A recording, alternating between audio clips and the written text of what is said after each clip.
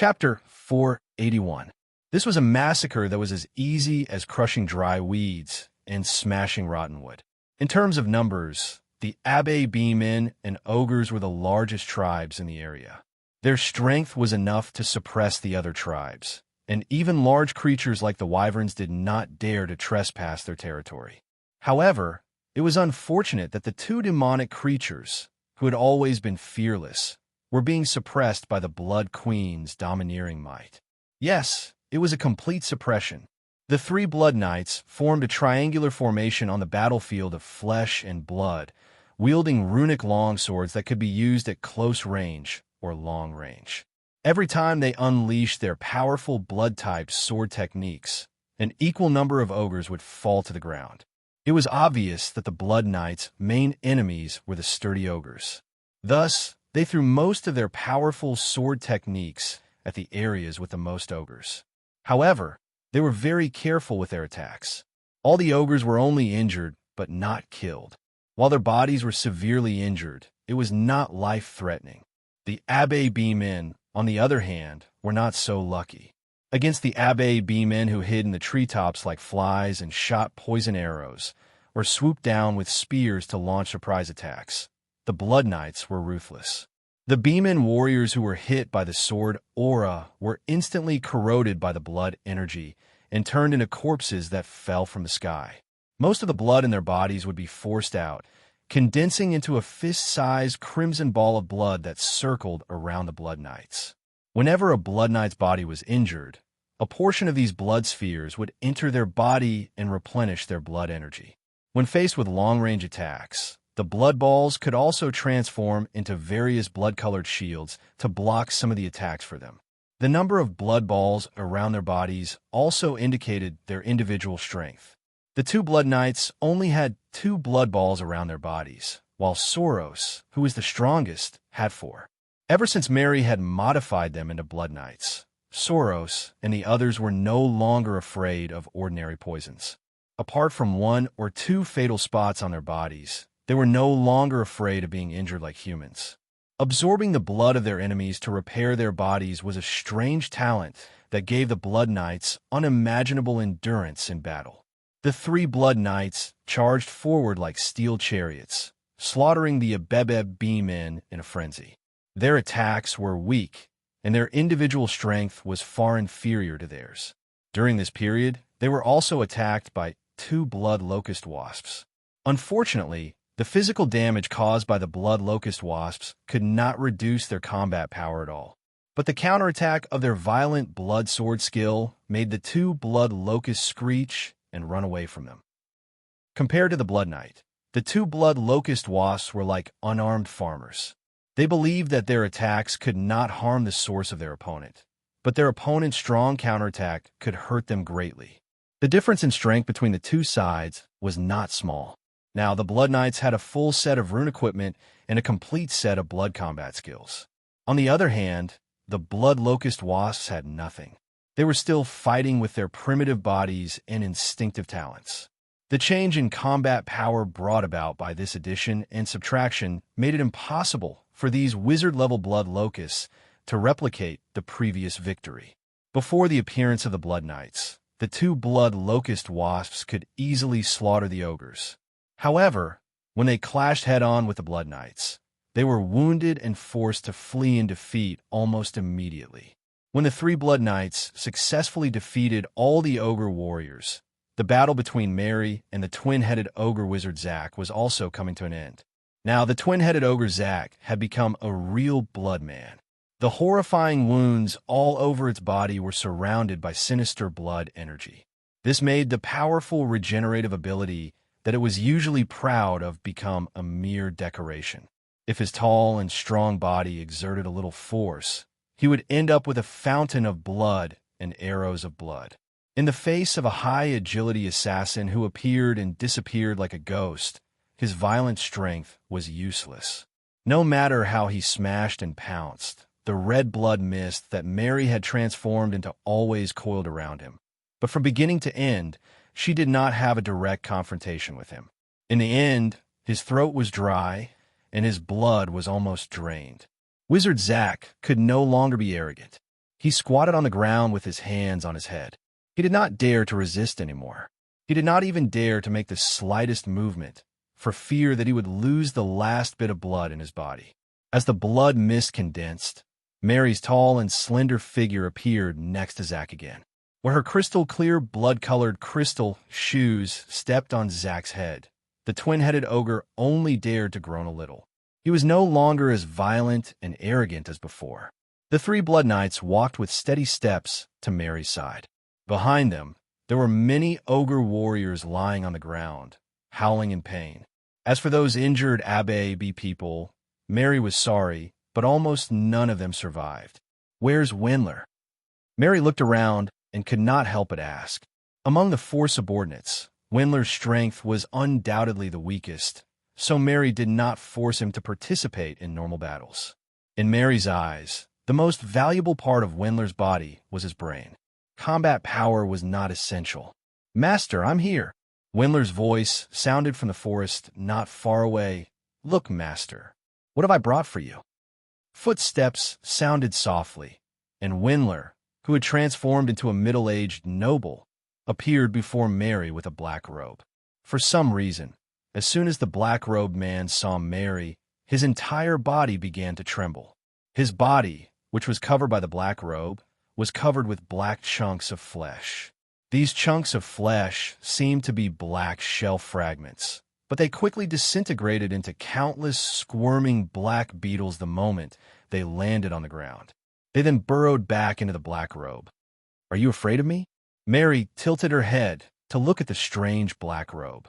Before coming out, Grimm had only vaguely told her that the Blazing Flame Monarch had placed a nail in this area to suppress these monsters, but he did not tell her the details.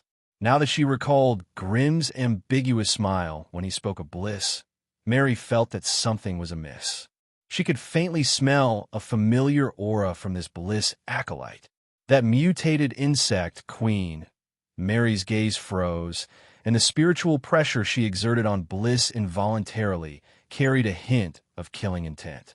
Back in the day, that vile insect in tech had fought with Mary for an entire year before a victor was decided.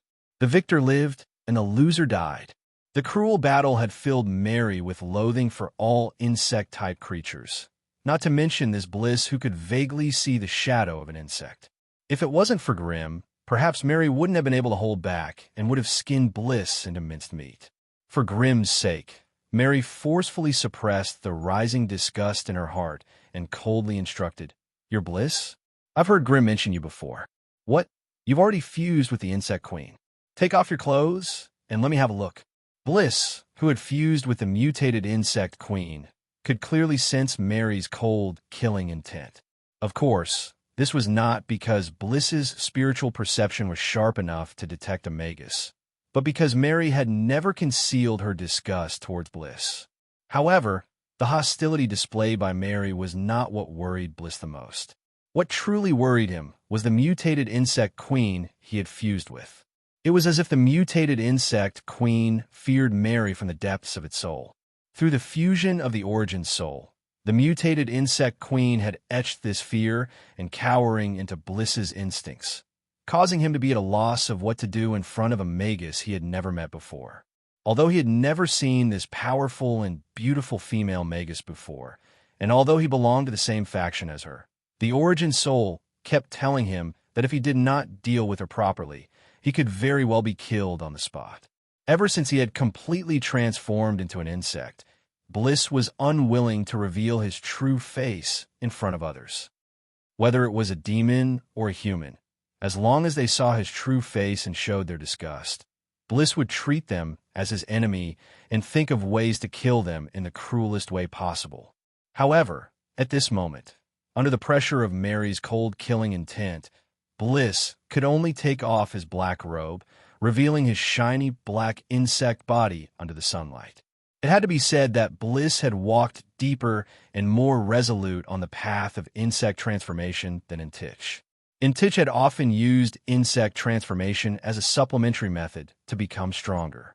In the depths of his heart, he still hoped to retain a trace of his human instincts. However, Bliss had completely given up on his human identity and only considered strength. Hence, There were no traces of a human acolyte on his insect body. This was simply a strange insect that had stood up straight and was learning to speak like a human. Mary was very satisfied with Bliss's docility and obedience. Back then, she had handed the insect queen to Grimm in hopes of strengthening his subordinates. Now that Bliss had done a perfect job, she naturally had no objections. The killing intent from before was more of an instinctive reaction from the memories of the past. With a simple adjustment, Mary's emotions would naturally not be affected. 2 red insects escaped from the battlefield just now. I need to know their current location, Mary ordered coldly. They escaped there. Bliss hurriedly pointed in a direction. They've already escaped back to the beehive with the remaining Abbey beemen. If you're willing, Bliss will immediately lead the way for you. Under the pressure of death, even Bliss became abnormally obedient, seizing every opportunity to please this beautiful Magus Mary. Summon your insect army, Mary ordered. Look after the ogres here. I'll bring people to clear out the beehive before coming back to take care of these captives. Do your job well, and you'll get 6 of them. Yes, Bliss will do his best to complete your orders, my lady. Bliss's insect body trembled slightly. This Magus Mary was very accurate. As long as Bliss devoured 6 more ogres, he would be able to accumulate enough life force to become a quasi-witch. When that happened, he would no longer be as weak as he was now. After leaving the flesh battlefield, Venlier could not help but approach Mary and ask in a low voice, "My lady, do you really trust this insect man that much? What if he escapes with all the blood and flesh?" Mary didn't even turn her head as she flew forward and coldly left behind a sentence. "Isn't that even better? He better not give me a reason to kill him, or else." Chapter 482. After experiencing the bloody battles of the Dimensional War, Mary had been reborn. She was no longer that rash and ignorant vampire from before. Compared to the magnificent Dimensional War, the extermination of the indigenous magical beasts in the Black Forest could be said to be uneventful, dull, and uninteresting. If not for the sake of clearing a safe territory for the Blazing Flame Monarch, Mary would never have had the energy to do such a trivial job of clearing out miscellaneous soldiers. The agreement between the Blazing Flame Monarch and the indigenous magical beasts could only last for another 3 months, and the human wizards had already revealed their greedy faces. Mary led 3 of her generals and an inept advisor, as well as the helpless Bliss. They met up with the 2 spies Grimm had arranged beforehand, and used a little more than a month to comb through the vast land 1,000 miles to the north of the Wizard's Pagoda. All the indigenous magical beasts that had reached a certain number were either subdued or killed by Mary. There was no third option. The magical beasts that refused to submit to the Blazing Flame Monarch's rule were dealt with, and the valuable ones were captured back to the Wizard's Pagoda as slaves. The less valuable ones were thrown to Bliss, becoming a source of flesh for him to breed battle bugs on a large scale. Bliss, who had originally been conflicted, was naturally overjoyed after receiving so many benefits. He sincerely carried out the tasks that Mary had assigned him. If he were to slowly conquer all of this flesh and blood, he would probably be able to do it in 2 or 3 years. How could he be like Mary, who only used a little more than a month to accomplish all of this in one go? This undoubtedly made Bliss feel grateful for Mary's kindness, and he even silently cursed the mutant insect queen that had fused with him for being petty. The mutant insect queen that was telepathically connected to him fell into a long silence, too lazy to rebuke the ignorant Bliss. Only the mutant insect queen, who had fought against her for a year, knew of Mary's brutality and bravery. Others might be deceived by Mary's beautiful and charming appearance, but no matter when it thought back to it, it would always be filled with pain and endless sorrow. After getting rid of those annoying fellows, the remaining territory was undoubtedly much emptier. Hence, the natives who had chosen to surrender first obtained the best territory, and at the same time became the Blazing Flame Monarch's scouts and informants in the surroundings. As for the native monsters that weren't willing to submit to the Blazing Flame Monarch and didn't want to be destroyed, they could only move further away under the cover of the night. In a short period of time, the blazing flame monarch's reputation soared, and its name spread far and wide. Even many Magus families in the central continent set this as a training ground for their acolytes. According to the agreement signed between the Blazing Flame Monarch and the Tower Forest Magus Association, a small human settlement was rapidly being developed with Pine Tower Town at the center. Every day, a large amount of resources flowed into Pine Tower Town, and a large number of farmers were gathered to expand their residences. After a little more than a month, the prototype of a small city appeared. The increase in human activity in the rear undoubtedly brought a huge flow of people to the Blazing Flame Monarch. With the original disease forest as the center, another small town formed solely by mercenaries, adventurers, and trial apprentices was rapidly forming. It also attracted a large number of fur traders, herbalists, arcane merchants, and other fringe professions. As the Gargamel, who was in charge of the daily affairs of the Blazing Flame Monarch, was also a wandering magus. He knew the pain and suffering of wandering magi. Hence, in order to change the oppression and discrimination the other magus families had towards wandering magi, the Blazing Flame Monarch issued many relaxed policies for them. The so-called resident sorcerer was actually a wandering sorcerer. When they wandered to a certain place, they would temporarily reside in an open wizard's pagoda, either to obtain certain knowledge, resources, or simply to borrow the facilities of the wizard's pagoda. Even though they weren't magi stationed in the wizard's pagoda, they would be active in the vicinity of the wizard's pagoda for a short period of time. This short period was usually 1 or 2 years. Of course, there was no lack of magi who would stay in a place for decades. The Gargamel provided the most relaxed, living environment for these fellows who chased after magi resources but did not want to be restricted by the Magus families. He even allowed their children or descendants to temporarily reside in the wizard's pagoda. Wandering magi were still magi, and they would often form groups to adventure or explore ancient ruins. At this time, the descendants or heirs that followed them all year round would become a hot potato. Bringing them on an expedition was definitely out of the question. If they were randomly placed somewhere, it would easily delay their progress and development. Hence, while the Gargamel invited wandering magi to explore the Blazing Flame Monarch, he also helped them resolve their worries. As long as they were magi residing in the Blazing Flame Monarch, they would enjoy the basic rights of a magus stationed in the wizard's pagoda and would not need to take on any forced magus missions. In addition, the apprentices that followed them would also have the opportunity to study and train in the wizard's pagoda. With the influx of high-quality resources from the Black Forest around the Blazing Flame Monarch, a new resource market was slowly forming. Here, they would purchase raw magical beasts and herbs, then process them into valuable witchcraft materials and potions. The rich profits were enough to attract groups of merchants and wandering wizards. The policies of the Blazing Flame Monarch did not seem very attractive on the surface, but every single one of them resonated with the wandering magi. This might not be able to move them and make them change their original intentions to continue wandering, but the rich resources and relaxed living conditions made them want to stay for a longer period of time. If it was only 1 or 2 wandering magi doing this, it might not change anything. However, if 7 or 8 wandering magi all chose to become magi residing in the Blazing Flame Monarch, the changes it would bring to the Blazing Flame Monarch would be massive.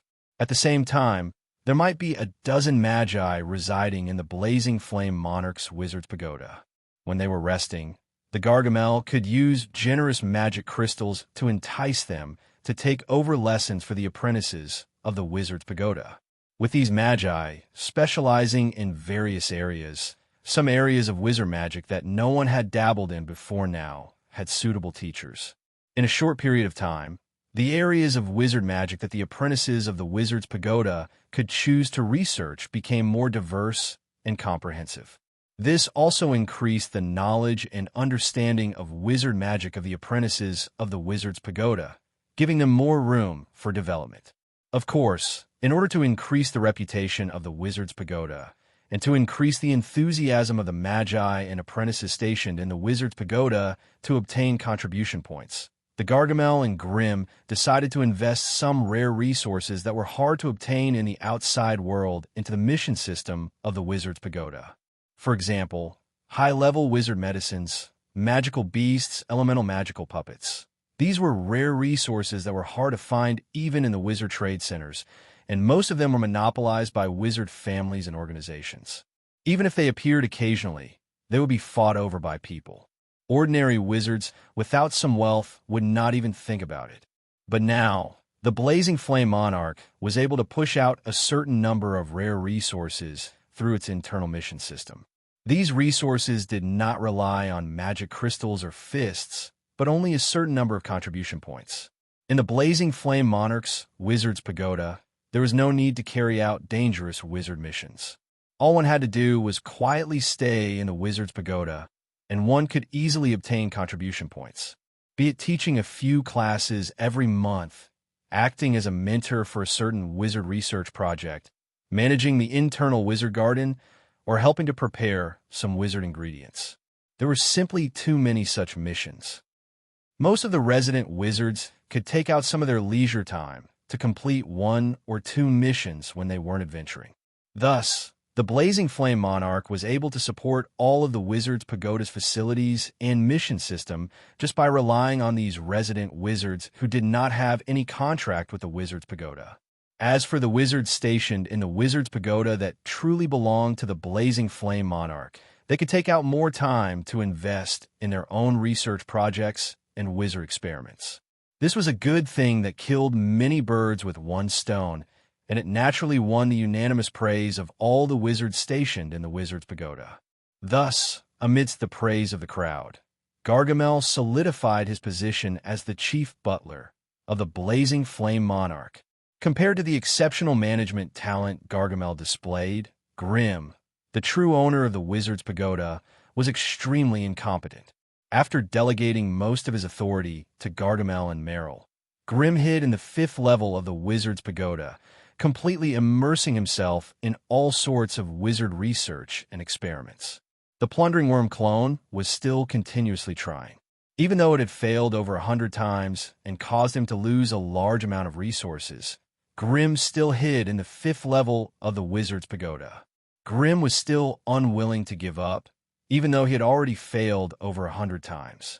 After successfully analyzing the mutated fire rune explosion, Grimm had also successfully etched it into the core of his consciousness. This also meant that any fire element wizard spell he cast in the future would have an explosive effect at will. However, even if the core rune changed, the corresponding wizard spell model and incantations would have to be changed accordingly. This was undoubtedly a huge project that consumed a great deal of mental strength to refine and change them one by one. However, with the help of the AI chip, all the tasks that involved large amounts of calculations and data modeling could be passed to the AI chip to slowly grind away at in its free time. That was why Grimm could still take out a lot of time to solve the difficult problems he was facing. In the AI chip's list of free tasks, there were actually 2 rare fire runes waiting for it to slowly analyze. According to the characteristics of the mutated fire rune, the value of these 2 rare fire runes was obviously higher than its own. Chapter 483. The Blazing Flame Monarch. In a secret room on the 5th level of the Wizard's Pagoda, a ball of black fire rose from within the spell formation and floated steadily in the air. The temperature in the secret room dropped to freezing point, the floor and walls showing obvious signs of frost. Grimm did not care about these abnormalities. He only stared at the fist-sized ball of black fire, deep in thought. He did not have to wait for long. A moment later, a strange spatial ripple came from within the black fire, which then turned into a clear spiritual force. "State your request, wizard." The voice in the black fire was cold and stiff, the spiritual force erratic. It was obvious that it had been disguised using a spell. "Find a person. It's best if you can kill him, but if you can't, tell me his information and location." Grimm's words were simple and direct. "No problem. Send me the basic information of that person. The spiritual force in the black light continued. Remember, when it comes to killing, a normal human costs 1,000 magic crystals, and a wizard costs 100,000 magic crystals. If the target belongs to a family or faction, the price will increase by 2 to 5 times depending on the situation. Based on your current authority, you are not allowed to accept magi missions above level 2. Grimm's eyes narrowed. Since the other party mentioned a level 2 magus, it meant that they had the ability to kill a level 2 magus. This also meant that there were many level 3 magi in their organization. On the magus continent, level 3 magi represented the core of the magi community. As for the higher level 4 magi, they were people who spent most of their time in seclusion, only thinking about how to become a great magus. It was rare to see a level 4 magus in the magus community. As expected, the hidden strength of these extremist organizations is beyond imagination. Grimm's heart skipped a beat, but he did not hesitate to send the simple information of his target over. Information received. We will have a result in 3 days. The magus on the other end of the black fire said briefly, then cut off the long-distance communication. The black fire in front of Grimm was extinguished, the floating spell formation also beginning to dissipate. I hope the other party can give me good news. Grimm pondered in silence. Regarding Mary's bloodline, Alice could only get a name and a person's image through divination, but she lacked more comprehensive information. Lester was a 300-year-old vampire. Compared to 1,000 years of lifespan, he was still in his rebellious youth. He had mysteriously appeared in a manor near Fader South City and lived there in seclusion for tens of years. If it wasn't for the fact that one of his targets was under the protection of the Cerubo family, no one would have noticed his existence. What happened next was exactly as Wizard Anderson had described. The Cerubo family had sent many wizards to surround this beginner wizard vampire, but they were unexpectedly attacked by a large group of mutant blood thralls. Taking advantage of the chaos, Lester escaped with injuries, leaving the Cerubo family's wizards with nothing. Wizard Anderson took the opportunity to search the secret laboratory under the manor and took a bottle of the original blood he extracted from Lester's body. Afterward, he began his research on ancient mutant vampires. Blood Magus Mags Dragon, God in Blood Magus Mags Marion, and Mags. Unknowingly, Mary had already become his blood slave. Now that Mary had become an elite wizard, she had caught up to the vampire in terms of strength. As the source of the bloodline, the restrictions of the bloodline shackles were obvious. Under normal circumstances, if the vampire Lester did not advance to Tier 2, Mary would never be able to improve. For the rest of her life, her strength would be trapped below the level of the origin blood. In order to change this, the only way to unlock the bloodline was to find the source of the bloodline and conduct a blood exchange ritual with it. In this way, Mary would be able to obtain the other party's space to grow. Before becoming the next bloodline shackle, she would be free. With Mary's strength and influence, it would be impossible to find her in a sea of people with just a name and a person's image. Even Alice, a witch of destiny, could not directly find Lester's location. This meant that Lester was either in some strange place, or he was being shielded by a high-grade wizard. Otherwise, Alice would not have been able to return empty-handed. Since Alice's information was too simple, Grimm had no choice but to contact a well-known underground organization on the Wizard Continent, the Dark Hand, through Gargamel. He hoped to find Lester through their channels. The Dark Hand was indeed a well-known underground organization on the Wizard Continent. It only took them 3 days to find a vampire named Lester. However, Grimm's request to kill the vampire was rejected. The reason was simple. The vampire was actually a member of a vampire family. Moreover, the vampire family had multiple Tier 2 vampire sorcerers.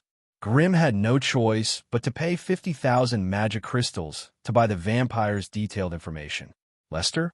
The Vic family belonged to the Vic family. It was a vampire family with an ancient bloodline. There were 67 members, including 1 Tier, 3 vampire, 3 Tier, 2 vampires, 25 pure-blood vampires, and 38 vampires of foreign descent. As for the underage vampires, they would not be recorded in the family tree. The Vic family's base was in the southwest of the scattered Talon region. It was also a place where foreign wizard families gathered. Just like the Stormwind Kingdom established by the Storm Giant, they had reached a peace agreement with human wizards. As long as they did not violate the rules set by the Wizard Association in the Scattered Talon, they could have the same status and rights as human wizards. The Lester that Grimm was looking for was already an elite wizard. He was also one of the top pure-blood vampires in the Vic family. If he wanted to kill this guy, it would be hard to guarantee that the Vic family would not retaliate. With Grimm's current authority, he obviously could not command the Shadow Hand to kill Lester and risk offending a high-ranking wizard, no matter how many magic crystals Grimm took out. That was why the Shadow Hand cut off contact with Lester after selling the information to Grimm. After carefully studying the information in his hand, Grimm immediately fell into a dilemma. According to Lester's travel records in recent years, he rarely left the ancient Blood Castle in the Cadastran region. It seemed that he had been grounded by the Vic family. This would undoubtedly increase the difficulty of capturing him. As for breaking into the ancient Blood Castle, it would not be too late to wait until Grimm was tired of living. Moreover, Grimm had already left traces of Lester's information through the Shadow Hand. Even if he was lucky enough to kill Lester, the Vic family could easily trace it back to Grimm. The thought of facing a terrifying Tier 2 vampire made Grimm's scalp go numb. If he really provoked such an enemy, even if he hid in the Flame Monarch's Wizard's Pagoda every day, he might not be completely safe. Therefore, after the in-depth conversation with Mary, Grimm could only put the matter of the vampire aside for the time being. After all, the most important thing for Grimm now was nothing else but his own advancement. Even though advancing to a Tier 2 wizard was still a long way off, Grimm had already found his way forward. All that was left was to accumulate strength and settle down with time. As long as he could successfully become a Tier 2 wizard, the difficulty of these problems would be reduced by half. After all, it was hard to say whether the Tier 3 vampire of the Vic family would choose to fight Grimm to the death for a Tier 1 descendant. Moreover, after Grimm became a Tier 2 wizard, he would not be an ordinary person who relied on time and luck to succeed. When that time came, a Tier 3 vampire might not be as scary as the outside world thought. Ancient Blood Castle. In a dark and damp underground chamber, there were 5 pitch-black, heavy stone coffins placed there. Creak! The ear-piercing sound of the coffins moving could be heard. The torches inserted into the stone walls suddenly lit up, illuminating the eerie, secret room and the walls covered in ugly moss. The second stone coffin from the left suddenly opened with a creak, and an old, rotten, cold aura gushed out. Immediately, a black figure suddenly sat up, his scarlet eyes glinting coldly in the dark secret room.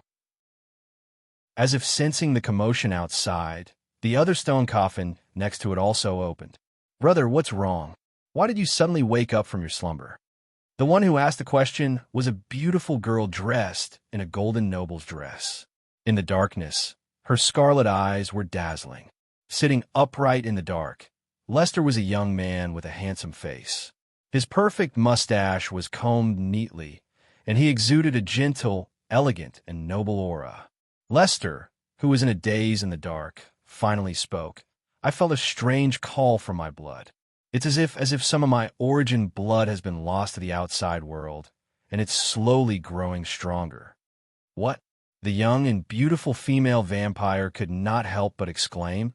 "Don't you know what it means for us to lose our origin blood? Once we lose control of our blood, it's easy to cause a bloodline backlash." Lester obviously knew how terrifying a bloodline backlash was, but no matter how hard he tried, he could not remember when his origin blood had been lost. After all, in order to conduct his bloodline research in secret, he had set up bloodline laboratories in a few places. Although the research process was not smooth, and he had been ambushed by human magi a few times, he had destroyed the laboratories before he escaped. There should not have been any loss of origin blood. Maybe it's just an illusion. You don't have to worry about me. I'll be careful. Lester's blood-red eyes flickered, and he finally sighed and lay back down in the stone coffin. As the two stone coffins closed again, the flames on the torches were extinguished. Chapter 484. 5 months later, the first elite elemental magic puppet had been sent back to the Salubo family. The feedback from Wizard Forgan showed that the higher-ups of the family were very satisfied with Grimm's obedience and did not suspect that he had done anything to it. After all, the periodic explosions in Grimm's private alchemy lab could not be hidden from others. Thus, the family was able to grasp Grimm's whereabouts and the basic success rate of creating elemental magic puppets through the spies they had planted in the blazing flame monarch. The violent explosions that occurred every 2 months, as well as the occasional appearance of quasi-wizard and wizard magic puppets in the Wizard's Pagoda's mission system, showed that the once powerful fire wizard had now put all his effort into creating elemental magic puppets. This could be seen from the quantity and quality of the magic puppets he created. Although it was a pity that a portion of the magic puppets ended up in the hands of wandering wizards and acolytes through the mission system, the Salubo family still managed to obtain most of them through various means. Grimm was well aware of this, but he did not interfere. He would still put a certain number of low-level magic puppets into the Wizard's Pagoda's mission system at a fixed time every month. After half a year of orderly operation, the acolytes attached to the blazing flame monarch had practically reached the point where everyone had an elemental magic puppet. These super powerful puppets also allowed the acolytes' abilities to skyrocket. They no longer had to be as careful when entering and exiting the Black Forest. The blazing flame monarch's 2 hounds, the 3-headed magical hound Anguja and Medusa, guarded the outer perimeter of the Black Forest for Grimm. Magical creatures that could pass through their territory and enter within 300 miles of the Wizard's Pagoda were carefully selected. Those that were too ferocious or posed a potential threat were all kept at a distance of 1,000 miles. If any of them dared to barge in, Anguja and Medusa would send troops to eliminate them. If the other party was too powerful, they could even summon Mary, who had been roaming around the Black Forest with her people. 3 pseudo-grade 2 Blood Knights, a powerful vampire wizard, and a quasi-wizard Bliss were enough to take down any magical creature that had yet to gain a foothold. If not for Grimm's strict rule that forbade Mary and the rest from stepping out of the circle of influence, Mary would have led her people into the depths of the Black Forest long ago. Mary was fearless because she didn't understand the true terror of the Black Grove. Strictly speaking, the area they controlled close to 1,000 miles to the north of the blazing flame monarch was still at the borders of the dark forest. All sorts of strange magical creatures lived and rested here, and their strength was at a level that the blazing flame monarch could handle. If they went any deeper, there was a high chance that they would encounter those terrifying Grade 2 monsters. With the current abilities of the Flame Monarch's Wizard's Pagoda, it was still unable to deal with a Level 2 magical beast. Once Mary's rampage attracted the Level 2 magical beast to the vicinity of the Flame Monarch, the entire Wizard's Pagoda might only be able to defend itself, not daring to venture out. This was not alarmist talk, but something that was very likely to happen. Just like how human magi liked to view the magical beasts of the Dark Forest as an inexhaustible resource, how could the native magical beasts of the Dark Forest not be hostile towards human magi? If those high-grade magical beasts discovered a human magus sneaking into the Dark Forest, they would definitely hunt him down and kill him. Hence, Mary, who was under strict restrictions, became bored and had nothing to do after exploring the area of influence within 1,000 miles. In order to prevent Mary from getting into any trouble out of boredom, Grimm suddenly thought of something and threw the apprentice of the Wizard's Pagoda, Sabrina, to her. He had heard Sabrina mention an ancient relic when he took her in, and there seemed to be some good stuff there. But as Grimm had been busy running around, he couldn't find the time to take a look. As such, he tossed the task to Mary and got her to complete the first exploration mission of the Flame Monarch's Wizard's Pagoda. After some selection, the team mainly consisted of Mary, Ender, and Meryl, as well as Sabrina and Bliss.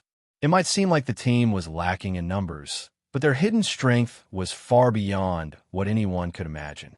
Mary had 3 fake Grade 2 Blood Knights under her, and she was also a powerful vampire wizard. Her team's battle prowess was more than half of the team's overall strength. As wizards of the Wizard's Pagoda, Ender and Meryl obviously had elite magic puppets with them.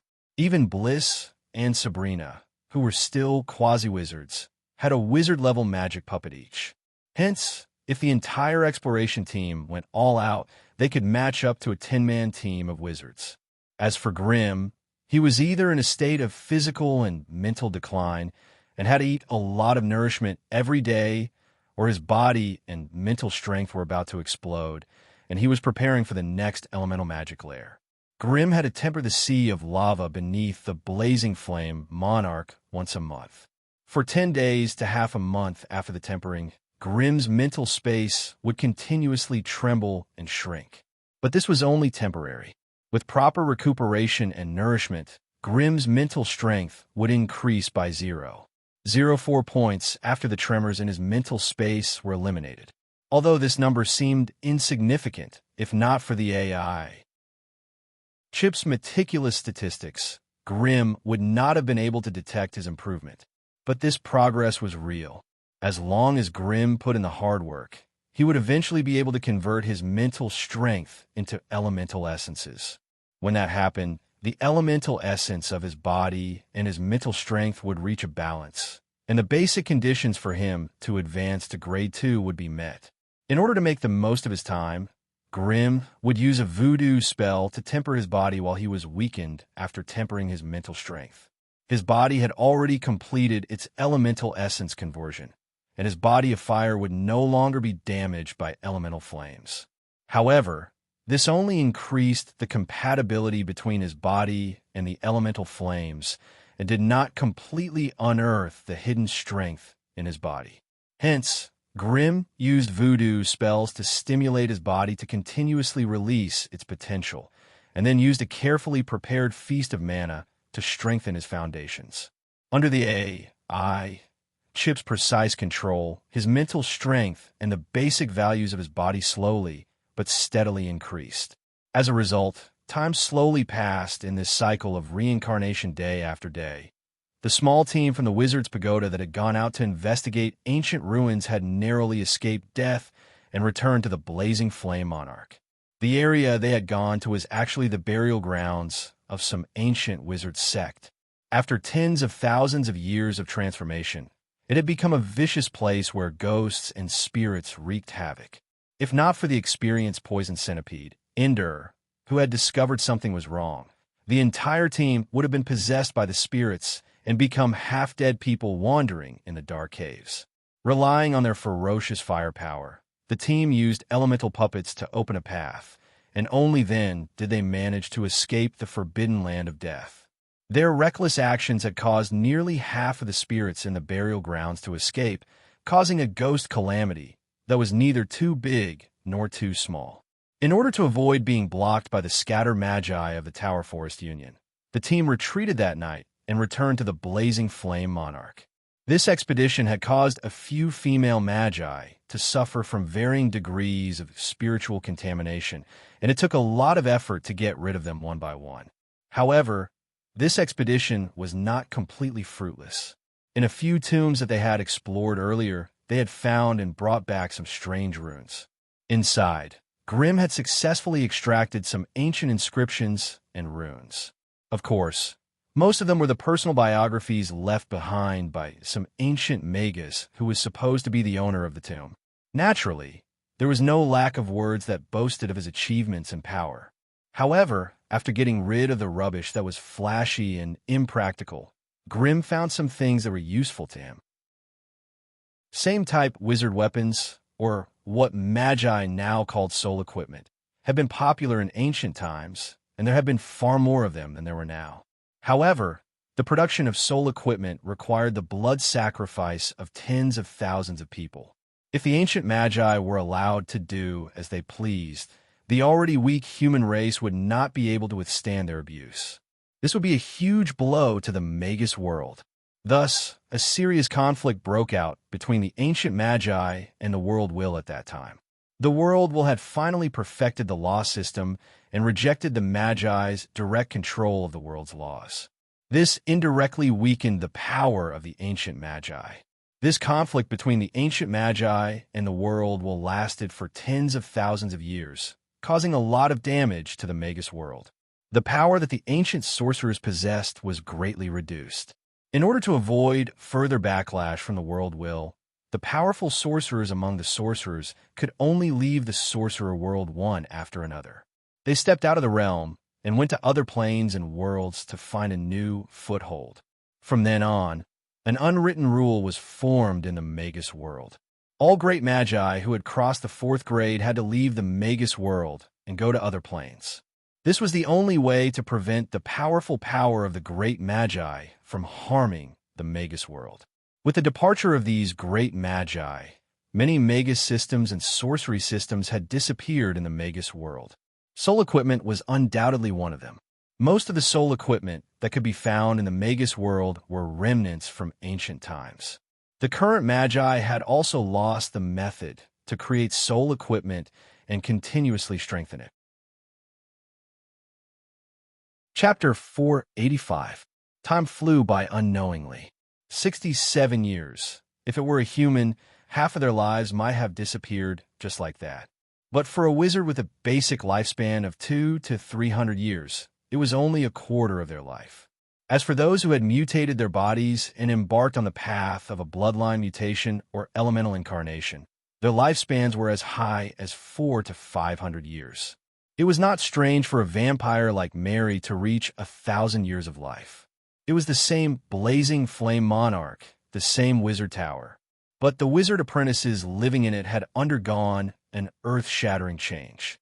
Horus, a high-level wizard apprentice belonging to the blazing flame monarch's wizard tower. His face was fair, his body tall and muscular, and he wore a gray apprentice's short robe all year round.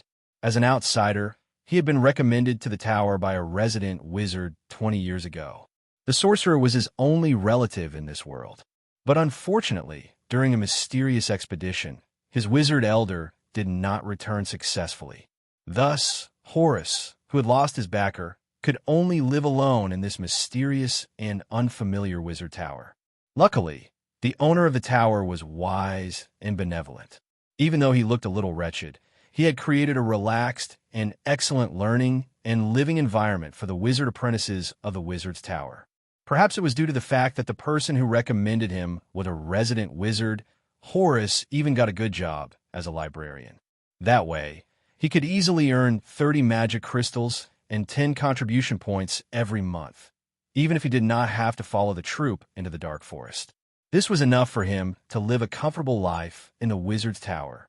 Within the blazing flame monarch's wizard's tower, there were 7 or 8 people like him. Most of them were wizard apprentices who had nowhere else to go and decided to treat the tower as their eternal home. Unfortunately, an overly comfortable life could easily slow down their mastery of wizard spells and proficiency in spell incantations. Thus, many of them were stuck at the level of high-level wizard apprentices and had not improved for many years. Most of the time, Horus couldn't help but wonder if he should give up this comfortable life and follow the mercenaries into the dark forest, honing his combat skills under the fangs and claws of the monsters. In the past decade, only one prospective wizard had successfully advanced to become a wizard, becoming the 9th wizard stationed at the Wizard's Pagoda. Horus had only attended the funerals of 2 of the quasi-sorcerers who had died during the advancement ceremony. The third reason was that his family was too far away from the Wizard's Pagoda, and he had a part-time job in the Wizard's Pagoda, so he was unable to personally send his partner off. This was also one of the main reasons why Horus had been depressed for the past 6 months. For a long time, the success rate of apprentices becoming wizards had never been high. Out of every 4 or 5 quasi-sorcerers, it was already very good if one could successfully advance.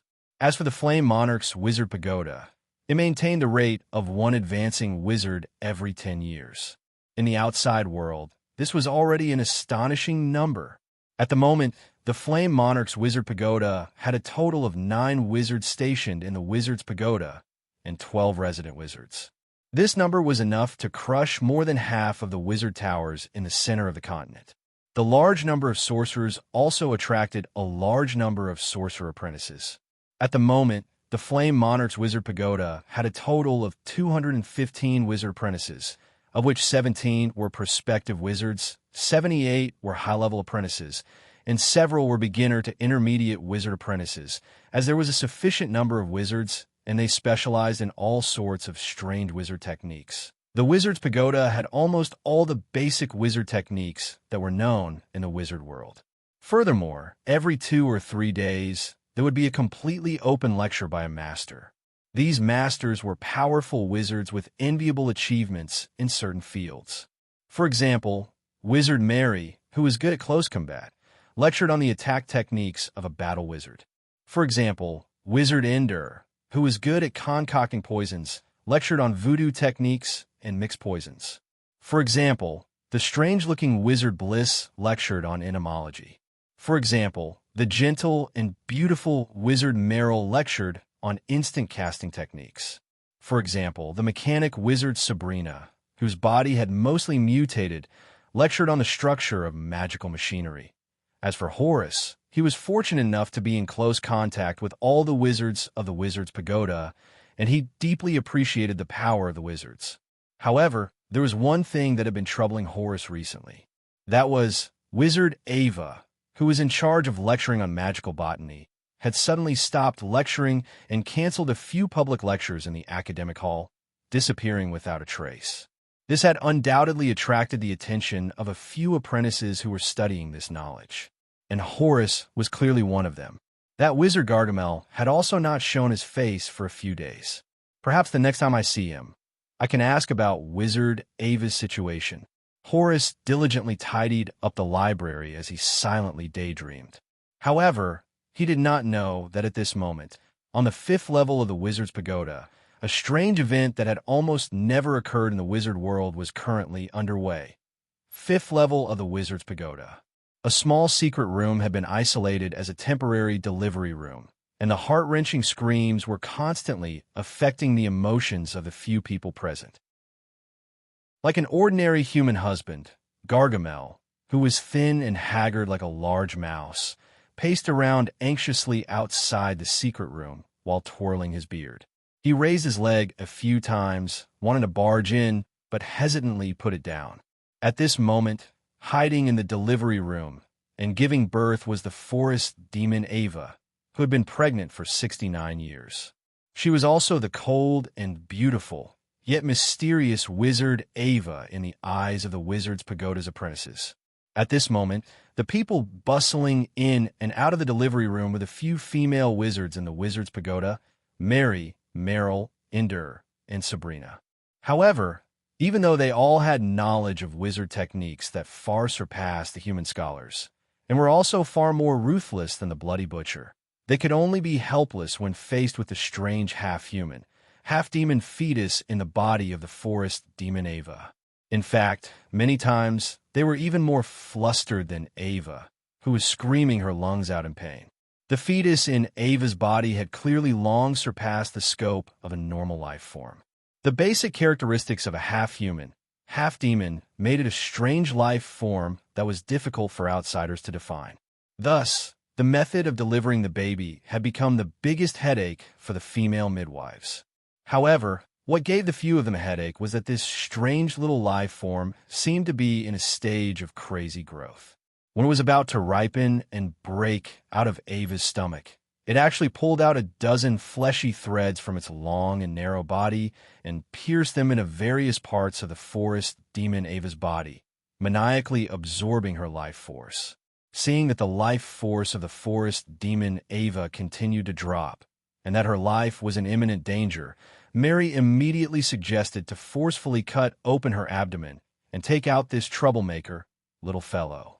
However, this suggestion was directly rejected by the forest demon Ava, who was in so much pain that she was hovering between life and death. As the mother of a strange life form, she could sense that this kind of life force backlash was extremely important to the future development of this little life form.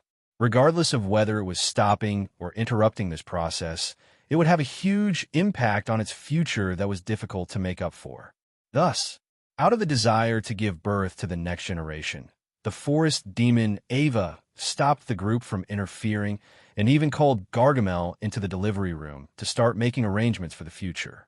Faced with this awkward situation where they could not hit or scold and could not help in any way, the few female wizards could only continuously take out bottles of life potions, trying their best to maintain the life of the forest demon Ava. However, the effect was minimal. Thus, substitution dolls, false life potions, damage reduction rings, all sorts of wizard items were used in one go, but they were still unable to stop the decline of Ava's life force. Seeing this scene, even though Gargamel was extremely pained, he could understand Ava's feelings. Thus, he no longer dared to mention the matter of forcefully removing the fetus, and could only pound his own head, occasionally taking out some strange potions or plant from his waist pouch for Ava to consume. Watching one's lover slowly die with one's own eyes was the most terrifying torture in the world. Bliss, who had been watching coldly from the side, was now also an elite wizard. As a bloodthirsty and cruel insect wizard, he clearly could not understand the irrational actions of the group. Was there still any value in keeping a descendant who had betrayed his master? There was no other answer to this question in his heart. In his eyes, all living beings in the world were either prey that he could hunt or slaves that he could order around.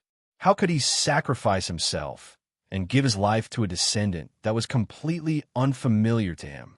This was completely beyond the understanding of an insect wizard like him. As for AMU and Desira, who had joined the ranks of the Wizards' Pagoda wizards later on, they could only silently wait for the results. They did not have the right to interfere with the decisions of these veteran wizards. AMU had advanced to become a wizard 50 years ago, and was the second prospective wizard among Grimm's disciples after Merrill to advance to become a wizard. As for the other two prospective wizard disciples of Grimm's older batch, Tori and Lena, one had died immediately after failing to advance, while the other had lost close to 80% of his life force. There was no news of him after he returned to his family dejectedly. As Grimm had completely sealed himself off, he had not taken in any more disciples after AMU and the others. Thus, Wizard Desira, who had unexpectedly advanced, was actually Wizard Merrill's disciple. This Magus Decella could already be considered a third-generation Magus of the Blazing Flame Monarch. No, we can't let this drag on. After estimating the rate at which AI WA's vitality was shrinking, Merrill could not help but say anxiously, "Lord Mary, you should inform Teacher Grimm. Maybe he can come up with something." Gargamel, whose goatee was about to be pulled out, suddenly raised his head, his soybean-sized eyes shining with hope. "That's right, if I go to Master, maybe he can come up with something." But just as Mary was about to make a prophecy, a deep voice suddenly rang out in the secret room. Chapter 486. As the voice sounded, a strange humanoid figure made of pure elemental flames appeared in a corner of the secret room. 67 years was enough for Grimm to push his spiritual force to the limit of 20 points, and it was enough for him to complete his elemental transformation, achieving a balance between his body and spiritual force. In the past, if Grimm had transformed into his flame demon form, this small secret room would have been scorching hot, making it hard for anyone to stand still. Whether it was the high-temperature domain or the flame barrier, he could turn his surroundings into a sea of fire, a world of scorching lava. But now, with the perfect balance of the fire elemental energy, the overflowing heat had disappeared. A 2-meter-tall fire elemental stood beside them, but they did not feel any change in temperature, nor did they feel the suffocating feeling of the flames licking the air. The flames quietly burned on Grimm's body, like the most docile servant. He was not as violent and ferocious as they remembered him to be. The Magi present could not help but suspect that what they were seeing was just an illusion. There were no flames on Grimm's body. However, everyone could clearly sense the enormous energy aura that was as deep as the sea It had to be said that after the first 20 years of hardship, Grimm had forced himself to transform into a flame demon in order to stimulate the elemental resonance and balance between his body and spiritual force. In the past, Grimm had to rely on the rune tattoos to transform into a flame demon and become an excellent fire manipulator. But now, no matter if he was eating, sleeping, meditating, or conducting magic experiments, Grimm would always maintain this form of fire elemental. Fire was no longer a skill of his, but an instinct that was as natural as breathing and speaking. In the past, Grimm was human and fire was fire. The only thing that connected the two was the untouchable fire elemental affinity. But now, most of the time, Grimm's consciousness had already recognized himself as a ball of fire with a humanoid appearance and a consciousness of its own. The benefit of this was that Grimm no longer needed any incantations or hand gestures to cast fire elemental spells. He could simply wave his hand and disperse them at will. The large-scale fire elemental spells that required a long amount of time and energy to cast were now almost instantaneous. Whether he cast it or not, it was no longer about whether he had enough time, but whether he was willing to pay the wizard power required to cast the wizard spell. That was why it was normal for Grimm to be in his fiery form. If it wasn't for Mary's intimacy, Grimm would have abandoned his weak human form. After silently appearing in a corner of the secret room, Grimm did not talk too much with the others. Instead, he went straight to Ava, who was in so much pain that she was hovering between life and death. In the middle of the delivery room was a soft couch. AI was lying on her back, her pale face covered in sweat. She grabbed the edge of the bed with both hands, raised her head, and let out a heart-wrenching scream. Grimm was not affected by the tragedy at all. He stood in front of the bed and bent down slightly. His eyes, which were made of pure red flames, lit up with blue light. With his current 20 points of spiritual force, as well as the AI chip's powerful elemental insight, beyond visual range, remote sensing, and full-spectrum elemental perception, Ava, who was lying on the bed, was like a book. Everything, big and small, appeared before Grimm's eyes. Even though it was already time to give birth, AI's belly was still not that prominent. Under the exquisite grass-green robes, her delicate and smooth body was covered in beads of sweat. There was a pool of green mucus between her legs, but it was not blood. Even through the robes, Grimm could clearly see AI's belly wriggling from time to time, the little things inside propping it up into a strange shape. As his vision went deeper, AI's flesh and skin gradually became translucent, revealing the strange spore in the pelvic cavity of her abdomen. Looking at her strange appearance, Grimm's mind naturally thought of the spore that had appeared in the records of Magi. It had a humanoid body, with eyes, ears, a mouth, a nose, and 4 limbs. There was a pair of symmetrical lumps on its back, and deep inside, one could vaguely see a dragonfly's wings curled up into a ball. There might not be any problems with its appearance, but its flesh and blood, its skin and flesh were all grass-green, looking no different from natural plant fibers. On the surface of its skin, the unique plant moss and sporangia of the spore could also be seen everywhere. As for its hands and feet, the ends were also long whip-like rattan tentacles and antennae. At this moment, the little spore seemed to have sensed that it was about to leave its mother's body. From the surface of its body, numerous needle-like tentacles pierced into AI's body, and through them, it frantically absorbed the mother's life energy. And this life energy was not wasted. It was all converted into a huge amount of energy needed to readjust the structure of its body. In Grimm's perception, the little fellow's body was like a boiling construction site. New muscle fibers, internal organs, and other flesh and blood tissues were rapidly growing, and even the bones supporting the body were appearing from nothing. And all of this consumed a huge amount of energy absorbed from the mother's body. Go get all the blood crystals and green crystals and some flesh regeneration potions. Grimm tilted his head and thought for a moment. then took out an elemental crystal core overflowing with a green halo from his flaming bosom and placed it on AI Wa's belly.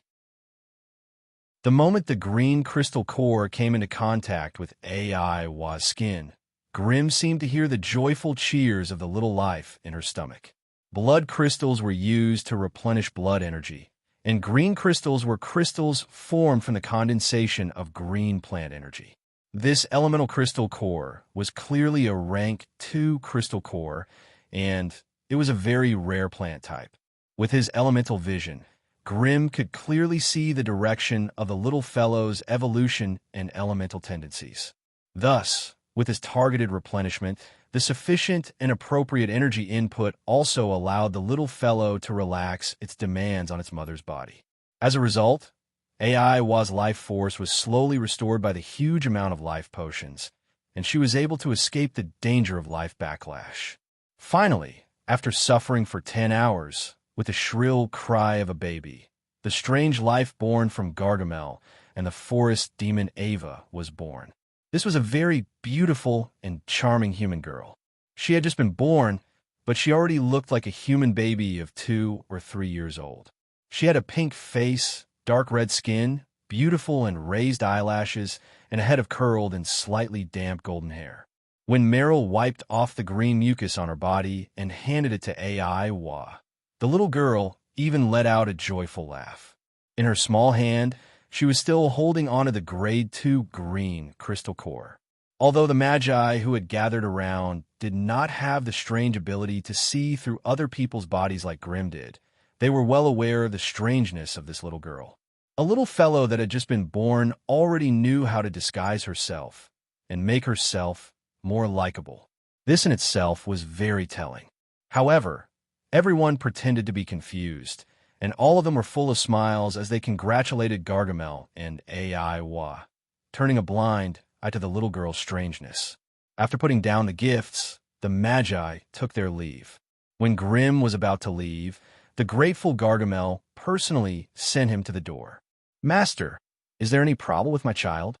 Before they parted, Gargamel secretly contacted Grim without a change in expression.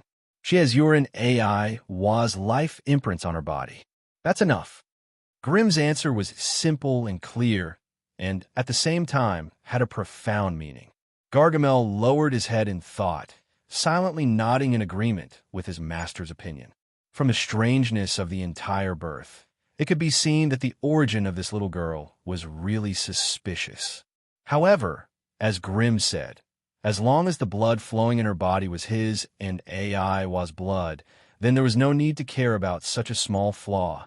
When only Gargamel and the forest demon AI Wa were left in the secret room, the forest demon AI Wa pulled Gargamel over and stared deeply into his eyes. "This is our child." AI Wa's words were firm and solemn.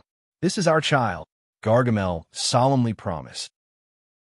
After receiving Gargamel's guarantee, AI Wa finally felt at ease and placed the little girl in Gargamel's arms. Blinking her beautiful green eyes, the little girl smiled sweetly at Gargamel. Feeling the strong aura of the bloodline, Gargamel's gloomy and withered old face finally revealed a sweet smile, and he tightly held the little girl in his arms. However, immediately after, he felt a sharp pain in his chest from a hard object. Looking down, he saw that it was the rank 2 plant-type crystal core that the little girl was tightly holding on to. "Little baby, can you return this thing to Master? Another day, I'll find a lot of things like this for you, okay?" Feeling the surging elemental energy inside the rank 2 crystal core, Gargamel couldn't help but want to take it away. Who knew that his action would immediately cause the little girl to cry, and her little face also collapsed. Okay. You keep this thing first. When you're tired of playing with it, you can give it to me," Gargamel hurriedly said, making the little girl smile again. Gargamel helplessly let out a bitter smile. Returning to his laboratory, Grim took out a small reagent bottle and placed a portion of the green mucus he had just quietly ingested into it. Although he had not yet carried out the most sophisticated witchcraft tests and experiments, Grim dared to pat his chest and guarantee that the baby girl born from Gargamel and AI was definitely the legendary spore person. After ruling out the possibility of a mutant invasion, Grimm had reason to suspect the true identity of the forest demon. If the forest demon AI was not parasitized, then the only possibility was that the source of her bloodline was most likely a spore person from the underground world. Chapter 487. Grimm, Human Elemental Conversion. Male, Grade 1 Elemental Magus. Strength, 9 Agility, 7 Vitality, 11 Spirit, 20. Status, Healthy. Note, stats have reached the genetic limit. After 67 years of hard training, Grimm had finally completed his elemental conversion and achieved a perfect fusion with his elemental body. However, this also meant that he had almost exhausted all of his potential. If he did not find a way to advance and achieve a qualitative change, it would be hard for him to advance even if he ate dragon liver and phoenix marrow every day for the next 100 to 200 years. The perfect fusion between his body and spirit allowed him to achieve an exquisite balance, forming a system of life energy circulation within his body. What made him most gratified was that Grimm had taken advantage of the training of his body and spirit to integrate the heart of the fire demon into this system, turning it into the core of his body that pushed for continuous evolution. This way, even in areas where elemental energy was scarce, his body would become an inextinguishable furnace that could continuously produce pure fire energy. According to the AI chip's calculations, even in areas without magic, his fire core could withstand 30 degrees of attack.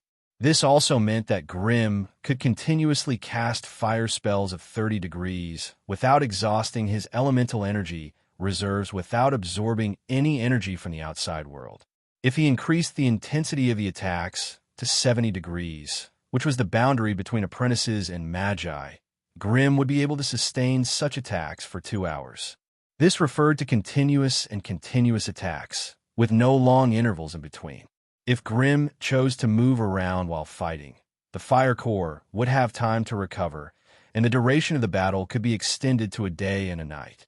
The effect of such a sustained battle was shocking, and Grimm had never seen it from any other Grade 1 Magus. Within the Flame Monarch's Wizard's Pagoda, the one who could fight the most was the Blood Queen Mary. Her explosive power in close combat was shocking, and she also had the ability to fight for a long time. However, she still needed the support of a large amount of flesh and blood. Once the enemy targeted her flesh and blood, her endurance would be sharply reduced. However, Grimm's fire core was located within his body. It was like a miniature flame altar, able to continuously absorb energy from the fire elemental plane. Furthermore, this connection could not be disrupted by ordinary sealing spells or spell-disrupting runes. It was almost impossible for Grimm's flame energy to run out. Apart from pushing his spirit to the limit of 20 points, Grimm's strength and physique had also reached their limits. 9 points of strength was enough for him to defeat an iron-armored rhinoceros with his bare hands. But unfortunately, he didn't have the talent for close combat, so investing resources and energy in the field of close combat would only result in a greater waste. It was the same for his 11 points of vitality. Such a physique was enough to make him as strong as a berserk monster. The combination of life, energy, and spiritual made his skin as tough as thick rhinoceros skin, and his magic and physical resistance were also outstanding. Especially after his physique broke through the threshold of 10 points, he obtained the ability Limb Regeneration. As long as he had enough energy, as long as he wasn't dead, any missing limbs could be regenerated by consuming energy. This was also a basic ability that all high-grade anatomy refinery sorcerers possessed. It was the same for his spirit. Since Grimm had reached the limit of 20 points, he gained the ability Rapid Recovery when his spirit reached 11 points. This allowed his spirit recovery speed to double when he consumed more than half of it. After silently checking himself, Grimm strolled to the biology lab. This place had been transformed into a strange jungle similar to the Black Forest. As soon as he stepped in, a strange insect that looked like a rock scorpion jumped out of the thick grass and climbed up to his shoulder, intimately rubbing his earlobe. Grim reached out his hand, made of flames, and gently stroked the back of the insect. It was as tough as cowhide, but its surface was greasy. Even if a normal person grabbed it, it would be difficult for them to exert force. Both sides of its strange, spindle-shaped body had sharp limbs that were as sharp as knives, and its tail was like a bony scorpion tail. At the end of the tail was a poisonous needle that was emitting black mist. This was the first half-mature insect that Grim had cultivated for dozens of years. It could 100% plunder the gene fragments related to the talent ability of the target creature. However, this insect's individual strength was limited. Even if Grim had done everything he could to increase its strength, its combat ability was barely on par with a beginner apprentice. This also meant that it was extremely naive to think that it could rely on itself to hunt those top-level magical creatures. Its talent was indeed heaven-defying and terrifying, but the world was fair. The world had given it a heaven-defying talent, but at the same time, it had also given it a weak body. Those top-level magical creatures all had terrifying elemental auras.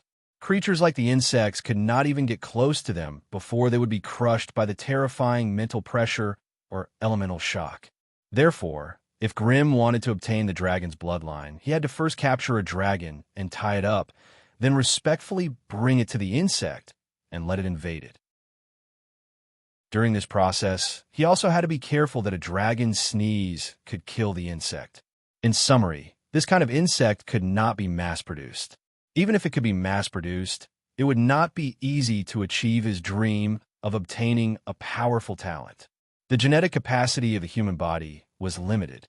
Grim's fire wizard talent had already taken up more than half of the capacity, so the space left for foreign genes was still limited. If he randomly added a large number of rubbish abilities, it would cause the contamination of his own talent, or even cause the collapse of his genetic chain. Therefore, Grim did not want any rubbish abilities.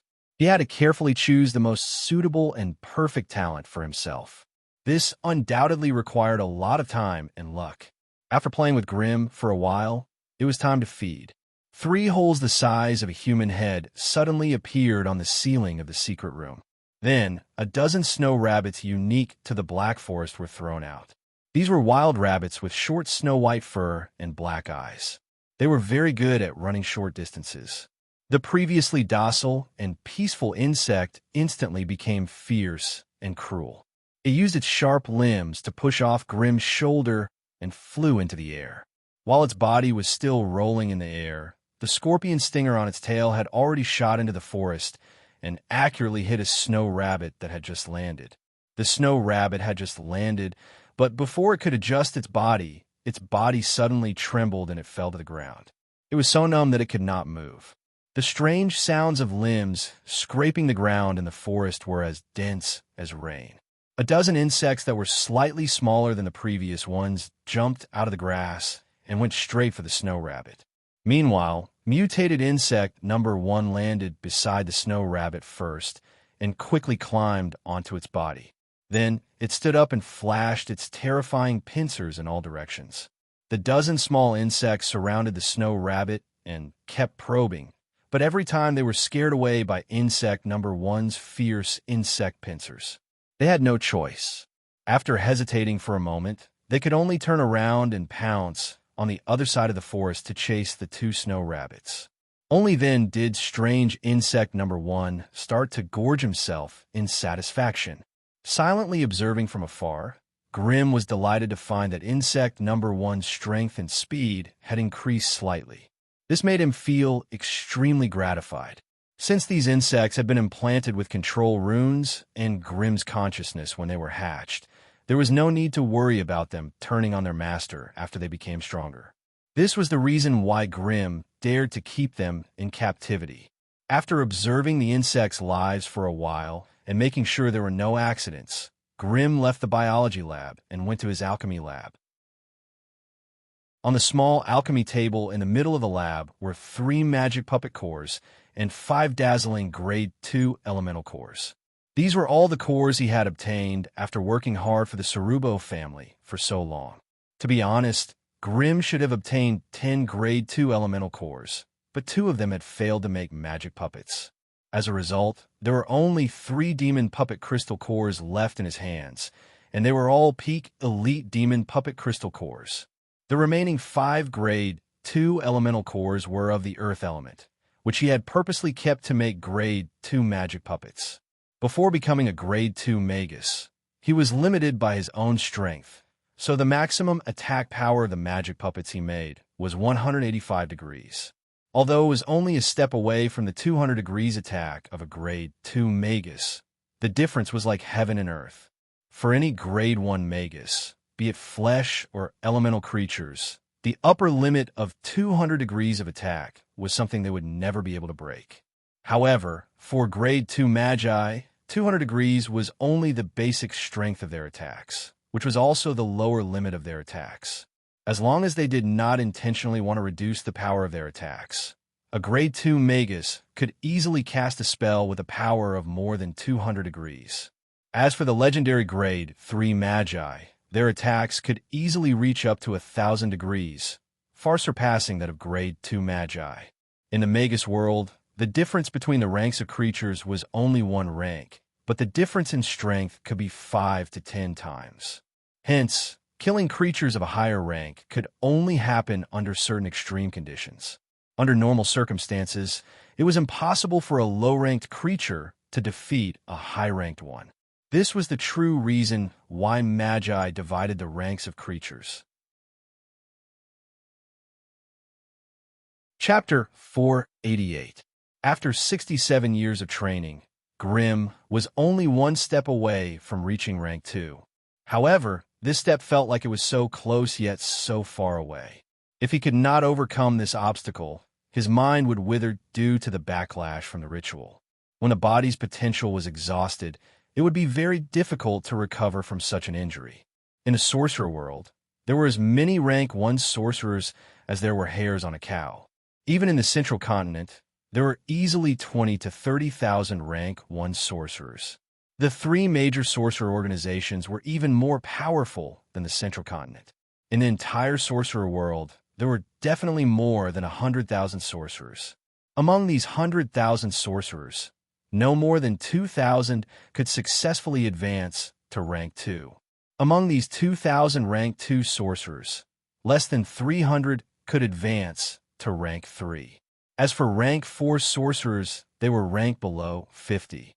With such a harsh environment for advancement, how could the sorcerer world still become the overlord of the plane world? It relied on the accumulation of years and years. As long as the sorcerer inheritance system was complete and there were sufficient sorcerers, there would always be rank 4 sorcerers. Even great sorcerers that surpassed rank 4 would appear. As sorcerers grew stronger, the lifespan of high-grade sorcerers would also increase exponentially. Due to different races, different spells, and different directions of evolution, the lifespan of sorcerers was not fixed. However, for a long time, the sorcerer system had a rough range based on human sorcerers. The basic lifespan of an ordinary human in the sorcerer world was about 120 years, while the lifespan of a rank 1 sorcerer was between 200 to 300 years. The lifespan of a rank 2 sorcerer was between 300 to 500 years. The lifespan of a rank 3 sorcerer was between 700 to 800 years, and the lifespan of a rank 4 sorcerer was over 1,000 years. This was just a simple estimate. Due to the differences in races and the erosion of witchcraft energy, the lifespan of an individual would fluctuate quite a bit. Take Mary, for example. Although she was only a rank 1 sorcerer, she walked the vampire branch of the bloodline sorcerers. The vampires were known as the typical long-lived species, so it was not a problem for them to live for 700 to 800 years. Sabrina, the mechanical sorcerer under Grimm, belonged to the mechanical branch of the bloodline sorcerers. Since the corrosion of the mechanical branch of the bloodline sorcerers had to be maintained by a large amount of mediators, their lifespan would be 1/3 or 1/4 of that of ordinary sorcerers. However, it was worth it to exchange it for a powerful attack. As for a wizard like Grimm, If he didn't find a way to increase his elemental affinity after becoming a wizard, he would inevitably erode his life energy system after using the magic elements for a long time. Therefore, the elemental incarnation was the only way for them to avoid the erosion of the elements. However, most wizards only completed their elemental conversion after they became wizards, so their basic lifespan was obviously not as long as Grimm, who completed his elemental conversion during his apprenticeship. Advancing from Tier 1 to Tier 2 was more of a transformation from an elemental controller to a law controller. Perhaps Tier 1 sorcerers were still using their personal talents and sorcery abilities to attract the wandering elemental energy in the air to achieve the effect of amplifying the power of sorcery. Rank 2 magi, on the other hand, relied more on the power of the laws of the plane to tilt the elemental energy in the target area. However, the laws of the plane that a Tier 2 magus could come into contact with were very shallow, and they could not be considered as true controllers of laws. Even those Tier 3 wizards were only slightly better than Tier 2 wizards. They had yet to reach the level of proficiency. On the Sorcerer Continent, only Tier 4 wizards could be considered as a group of people who could truly control the laws of the plane. Tier 5 wizards, on the other hand, had already jumped out of the shackles of the plane and had a deeper understanding of the world's laws. From Tier 5 wizards onwards, they had the right to call themselves law-defying wizards. Below Tier 5 wizards, from Tier 1 to Tier 4 wizards, could only call themselves elemental wizards. However, with the gradual development of the sorcerer world, the basic strength of the current Tier 4 wizards was also steadily increasing. Many wizards had already begun to categorize them as law-defying wizards, whether intentionally or unintentionally. It was precisely because of the huge difference in strength between each rank in the sorcerer world that no wizard had a 100% chance of success in their advancement ceremony. Failing to advance would only result in damage to the wizard's spiritual origin and the withering of their spiritual force. Although this could be recovered after a long period of recuperation, the psychological impact on the wizard's mind was unprecedented. Moreover, a wizard's lifespan was limited. Even if everything went smoothly, it would not give them enough time to repeatedly break through to the next rank. This was why the main reason why the wizard families favored the young wizards so much was because they had the capital to start all over again. Therefore, even though he had reached the threshold of advancing to Tier 2, Grimm was still very calm and collected the necessary resources and knowledge, striving to increase the success rate of his advancement. Right now, his biggest advantage was that after such a long period of sorting and summarizing, he had successfully analyzed the 28 strange runes he brought back from the Night Plane. Among them, the most useful to him were the 3 runes related to the fire element. Variant Fire Rune, Explosion. Rare Fire Rune, Cold Flame. Rare Fire Rune, Poison Flame. The Explosion rune, just like its name, could really explode. As long as it was an area rich in fire elements, Grimm's spiritual force would sweep through it, and it would explode like an elemental fireball. The Cold Flame rune, on the other hand, was a type of ingenious use of fire energy. When a caster tried to extract the heat from the elemental flame, the internal temperature of the flame would drop to -200 degrees Celsius. Under such circumstances, although it was still a flame, it could create a strange freezing effect. Grimm's tests also showed that the Cold Flame rune had a higher penetrating power and magic penetration than the high-temperature flames. It was more suitable for breaking elemental defenses and energy shields.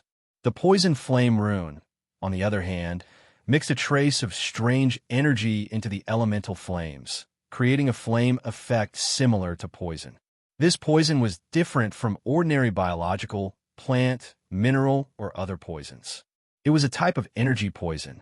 As long as the target could not stop the flow of energy in their body, they would not be able to stop the spread of the energy poison. For those who lacked the means to deal with it, the energy poison was almost unsolvable. These runes had already been etched into Grimm's core of consciousness. Even though Grimm's understanding of them was still very primitive and ignorant, it did not stop him from using them as he pleased. The reason for this situation was entirely due to the AI chip. To be honest, the person who had completely understood these runes was not Grimm, but the AI chip. Grimm was just a capitalist who had stolen the fruits of the AI chip's labor. Grimm could only recite the information that the AI chip had sent to his brain to read out the runic knowledge represented by each stroke of the runes. However, the true meaning behind these runes and the insights he had gained from the analysis were abstract and illusory. It was difficult to describe them with simple words. The fusion of the 3 fire runes allowed Grimm to see 3 different fire lineages: explosion, cold flame, and poison flame. The appearance of each lineage greatly enriched Grimm's fire spells and the effects of his attacks. After advancing to rank 2, Grimm would even take some time to create a complete list of spells for each lineage. This way, Grimm had created 3 different fire wizard profession systems at the same time, and the feedback he would receive from the plane would be very impressive. Apart from the fire runes, Grimm also had 25 other runes from other lineages, all of which were precious knowledge of the same grade. In view of their great support for Magi, Grimm had chosen to give some of them to the Magi of his faction. Alice, who was in the Tower of Destiny in the north, had obtained the Dream Rune, which gave her the strange ability to control other people's dreams. The Poison Centipede, Ender, had obtained the Poison Rune. This way, when her poison spells were dispelled or healed, she would be able to instantly release all the damage she had accumulated. This kind of rune effect was the best to deal with those who did not know what was going on. The Blood Queen Mary was even more amazing. She had obtained the Phantom and Shadow Strike runes. The Phantom rune allowed Mary to create 2 phantoms when she moved at high speed. Each phantom lasted for 3 seconds and had 35% of Mary's attack power. The cooldown time of the skill was 7 seconds.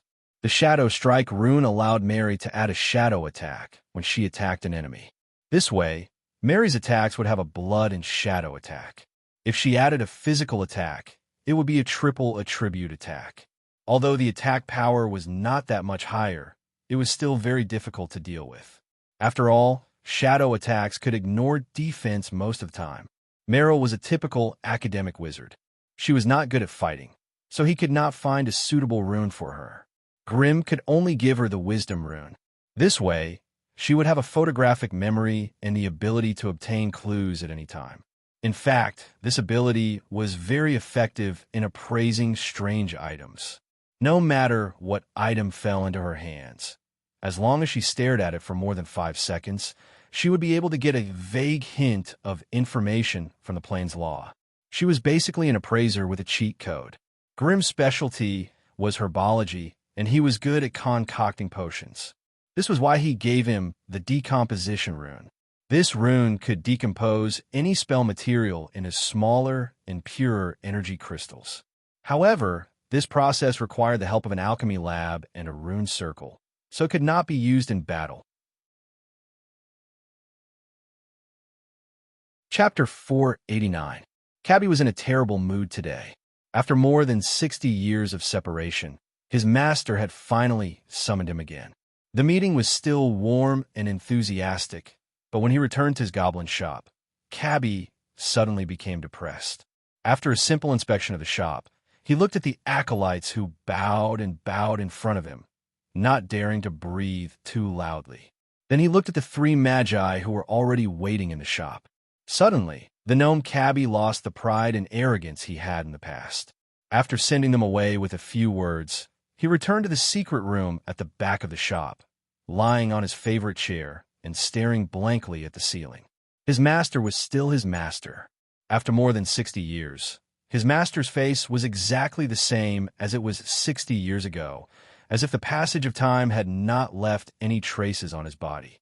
And he, Cabby, crawled up and ran to the mercury mirror in the corner of the room, carefully inspecting his appearance. Rough green skin was loosely piled on his body, the once glossy green skin now dull and lifeless. His previously ugly face was still ugly, but apart from the ugliness, one could faintly see signs of old age and weakness. Green goblins were just too ugly, so the humans around him wouldn't carefully size him up. Even the magi that had a request for him spoke to him amiably, but in their hearts, they were full of disdain and disdain. In their eyes, goblins were often associated with stupid, slaves, and experimental materials. They didn't deserve to be called intelligent creatures. If it wasn't for the fact that they wanted to get their hands on the Magus rank magic puppets that the shop regularly released, these arrogant magi wouldn't even be willing to approach him, let alone lower their heads and beg him. In the past, the goblin cabbie had always enjoyed the scene of being on equal footing with these magi. He always squinted his eyes, crossed his legs, and listened to their stiff and dry flattery and praise without batting an eyelid. But today, for some reason, the goblin cabbie had suddenly lost interest in all of this. Lying in front of the mercury mirror that could completely reflect his appearance, Cabbie looked left and right, and finally had to admit that he was old. As a lowly goblin, his basic lifespan was much shorter than humans, at most 60 to 80 years. In the cruel environment of the natural world, most gnomes would be considered old if they could live to 30 years old. Most gnome tribes couldn't afford to raise old gnomes who had lost their fighting abilities. So once a gnome was over 30 years old and entered the middle and late stages of his life, he wouldn't be far from being abandoned by the tribe. His carefree and blissful life had made Cabbie forget that he was a gnome. But after meeting his master today and seeing his master's youthful appearance, Cabbie realized this point once again. Although it was a strange goblin that had been modified by sorcerers using witchcraft, in terms of vitality, it was already a Tier 1 magical creature. This would undoubtedly double its basic lifespan. However, the gnome's basic lifespan was too low. Even if it was doubled, it would only be around 140 to 150 years. And to put it bluntly, after its master went into seclusion once, it was already halfway through its life. In most gnome tribes, he was on the verge of being eliminated. A tinge of sorrow and fear floated in his heart for no reason. The goblin cabbie started pacing around the secret room in frustration. This was a high-level Magus world. This was the omnipotent Magus world. Could it be that, as a noble gnome merchant, he couldn't find a way to extend the life of a gnome here? After flipping through countless books on witchcraft and calling in a few apprentices to ask about it, the goblin cabbie painfully discovered that even in the Magus world, extending one's life was a costly and extravagant act. As for the more popular life extension rituals among the magi, they could be split into low, mid, and high grades. The low grade could extend one's life by 50 years, the mid grade could extend it by 300 years, and the high grade could extend it by 1,000 years. As for their prices, they were naturally the same as their effects. It was depressing to the point that one would want to rob a wizard's pagoda. Other than the price, the life extension ritual also required many rare resources, most of which were hard to find in the Magus world. Just gathering the resources would probably cost an astronomical figure. Even if one managed to gather all the resources, they would still need to hire a high-level Magus to preside over the ritual. This was a huge sum that an ordinary Magus would not even dare imagine. Thus, according to Cabbie's understanding, the low-grade life extension ritual would cost around 700,000 to 800,000 magic crystals, the mid-grade around 5 million magic crystals, and the high grade was almost priceless with Cabbie's savings over the years. In addition to helping Grimm's master manage the shop, he had also accumulated some private stash, about 150 to 60,000 magic crystals. In the past, it had always been proud of its hard work and ability.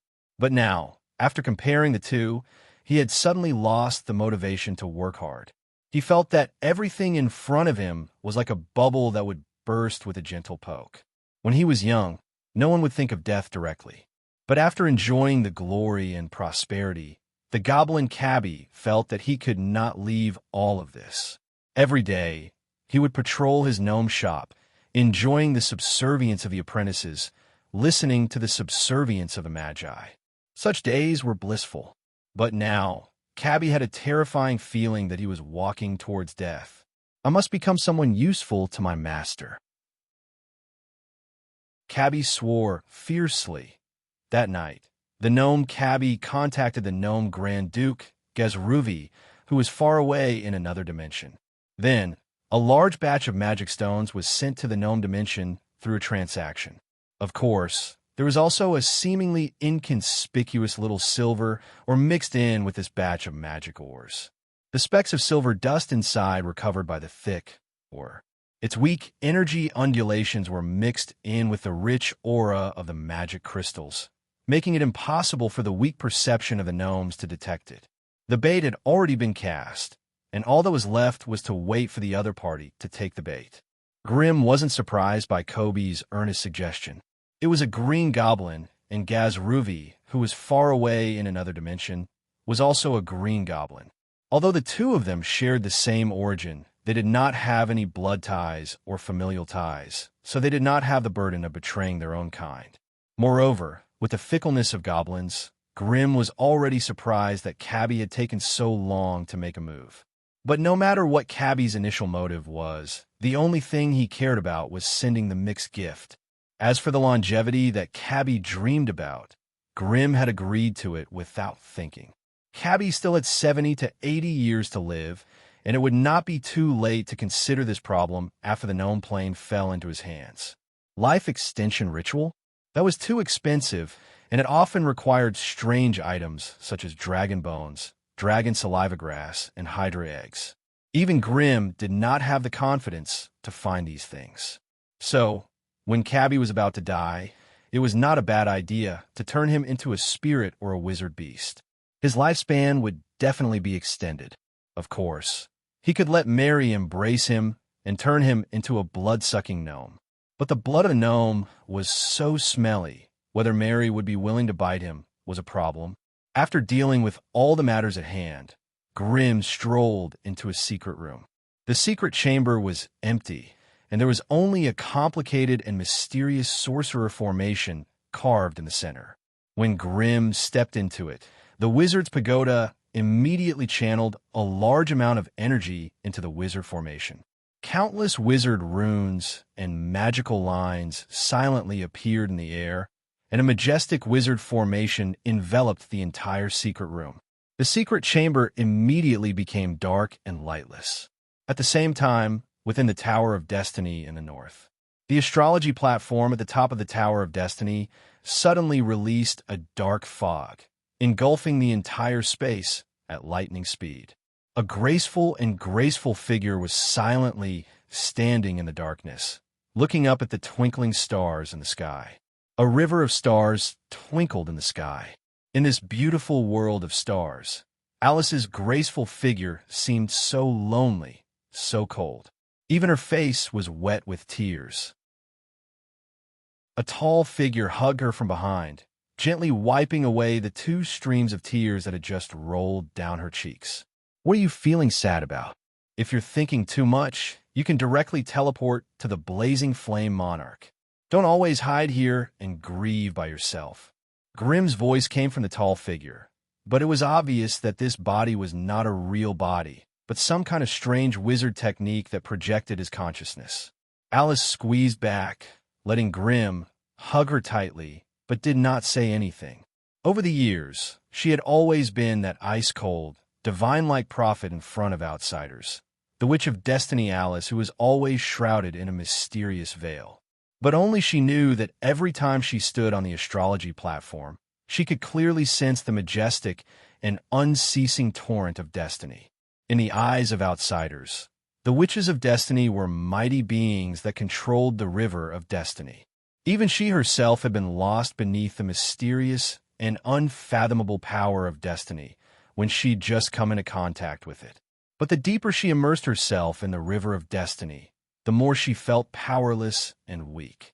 Every time she explored the river of destiny, it was no less than a risk, and it was a risk that she was completely unprepared for. The river of destiny was not unchanging. In the vast and boundless Magus world, the number of powerhouses that had the ability to stretch their tentacles into the river of destiny were as many as the hairs on a cow. Their existence was a disaster for Alice. These fellows used their own strength to stir up torrents in the river of destiny without the slightest scruple, intercepting the river of destiny as they pleased and directing it in the direction they desired. Chapter 490. Of course, the river of destiny had no consciousness. Hence, these roars and howls were mostly emotions transmitted by the world through the laws of the world. Every world had its own laws and rules. Only when everything operated according to the laws would the world be complete and healthy. However, within this world, there were too many powerful existences that used their strength to interfere with the operation of the world, forcing the world to make concessions for their own convenience. This was something the world would not allow. Hence, on another level of the Magus world, that all living beings were unable to pry into, a magnificent battle was going on at every moment. The river of fate that Alice entered every day was in such a strange state, and it also brought Alice endless, unexpected dangers.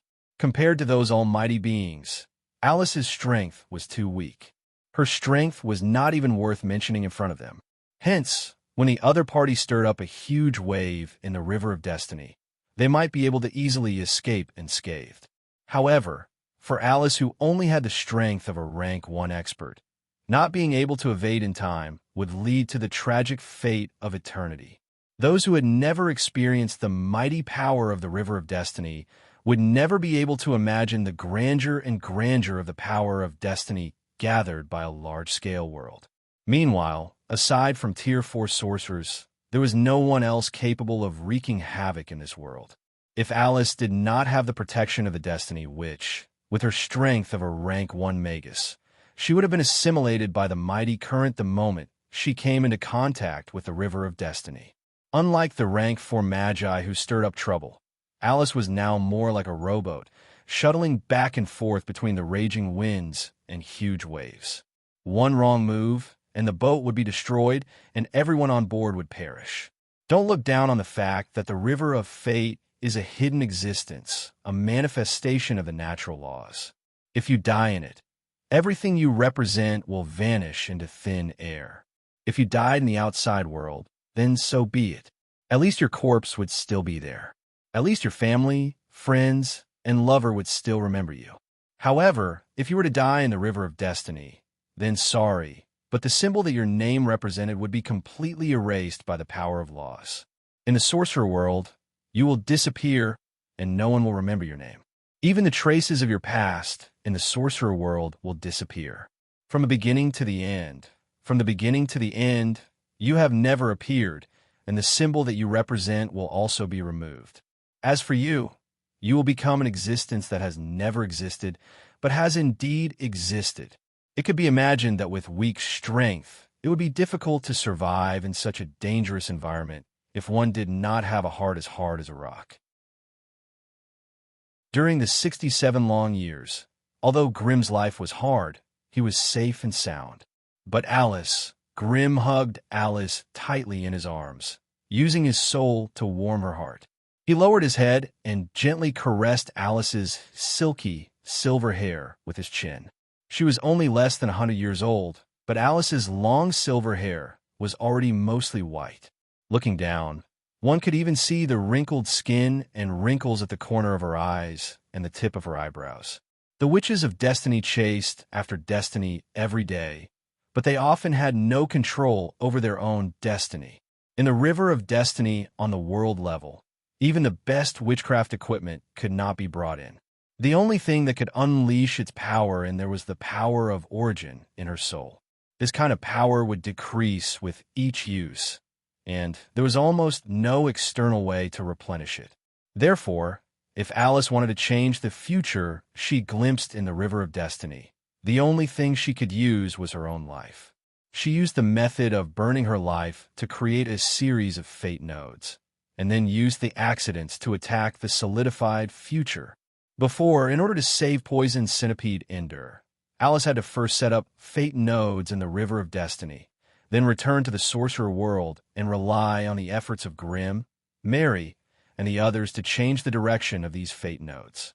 Only then could she achieve the power to attack the original future.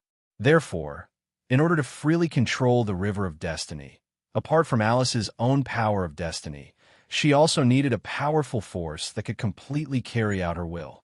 Only by working together from the inside and outside could she possibly direct the tributary of fate in the direction she wanted. And in this process, Alice had to pay with her own life force. Alice was a very young witch. According to normal circumstances, she had only gone through 1/4 of a wizard's life. However, the signs of aging on her face indicated that she had entered the middle and late stages of her life. Wizards were high-energy creatures that evolved from humans. Although they could not get rid of the inferior senses and life system of humans, they could still use witchcraft energy to slow down the aging of the body. In many cases, wizards could even pay a certain price to solidify their appearance and figure at a certain time. As long as there was no shortage of witchcraft energy, as long as the life system did not decline, they would never grow old. If a wizard suddenly showed obvious signs of aging, it was mostly because they had entered the later stages of their life, and their own witchcraft energy was no longer enough to support a complete life system. Now that Alice was also showing signs of aging, Grimm could totally imagine the torment and pain she had suffered during this period of time. How much longer? Grimm pulled Alice over and stared into her blue eyes. How long do you have left to live? He asked softly. 54 years, 7 months, and 3 days. Why is it 20 years less than the last time? You. Grimm was stunned for a moment before he understood what was going on. This is the first time you started a planar war. It's very important to you and me, so I have to ensure its success. Alice's words were resolute and decisive. Although she was a weak woman, her speech and behavior still carried the unique pride and reservation of a superior. Do you see the victory? Grimm cupped her face in his hands with pity. You're an idiot again. Alice rolled her eyes. That's a different plane.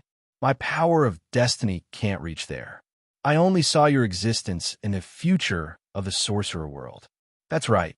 Since I can still exist in the future of the sorcerer world, it means I didn't die in the other plane. This is good news. Grimm thought quietly. Finally, he lowered his face and pressed his lips on Alice's.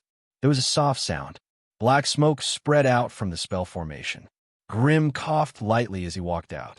There was a small bite mark on his lower lip. Ugh, we've been talking about love for so long, but she's still so shy.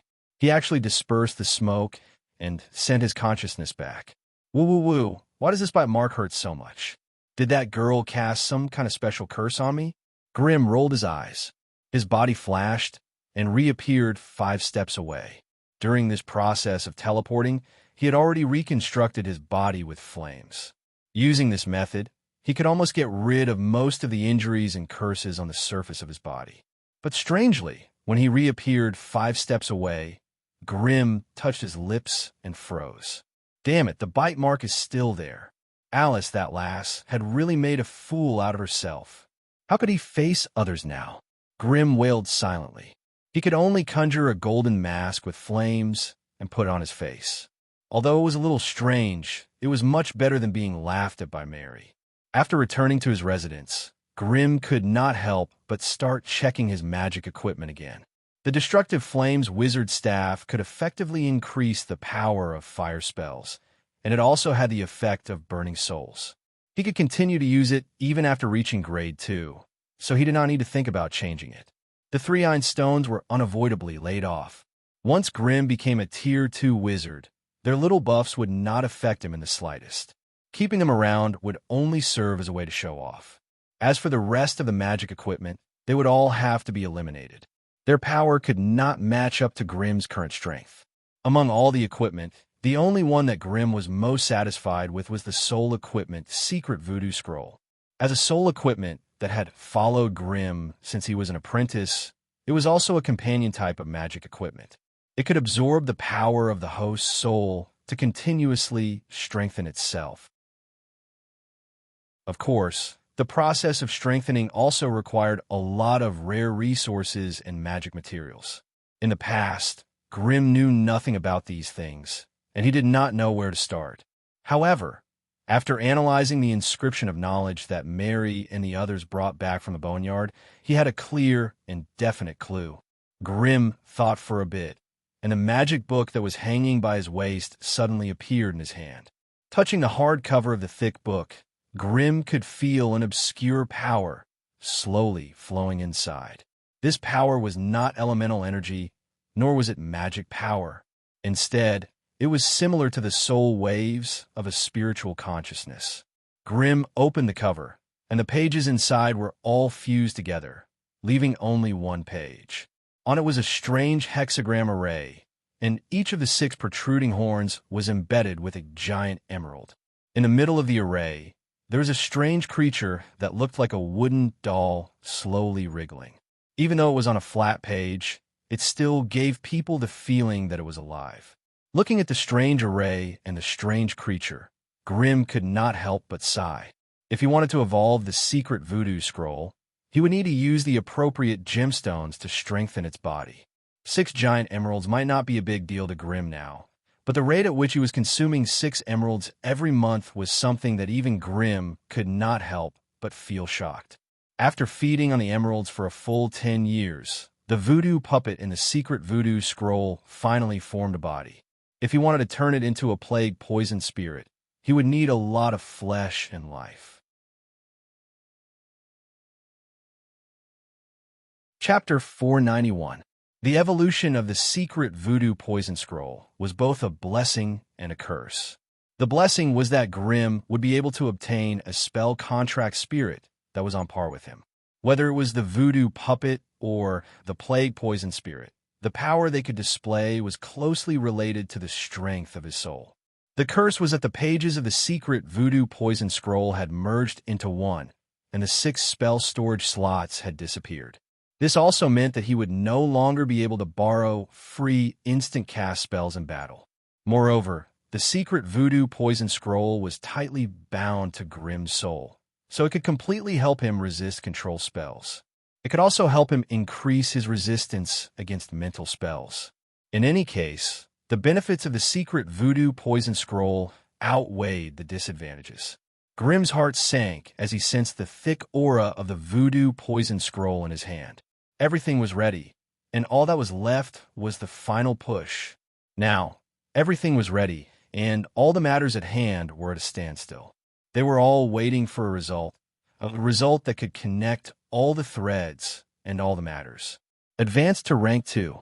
Only by advancing to rank 2 would Grimm be able to display his strength and potential to the Magi in the camp. Only then would he be able to give them a reason, an excuse to follow him. Otherwise, he would never be able to shake off the impression that he was a schemer who used tricks to climb to a high position. He wanted to be a leader, not a troublesome schemer. That was why he had to first prove himself before mobilizing the strength of the camp to follow him through fire and water. He had to prove that he was strong, that he had great potential, and that he had foresight that ordinary people did not have. There was nothing more shocking than being a rank 2 magus. Moreover, he was not even 100 years old, which meant that he had enough strength and time to advance to rank 3.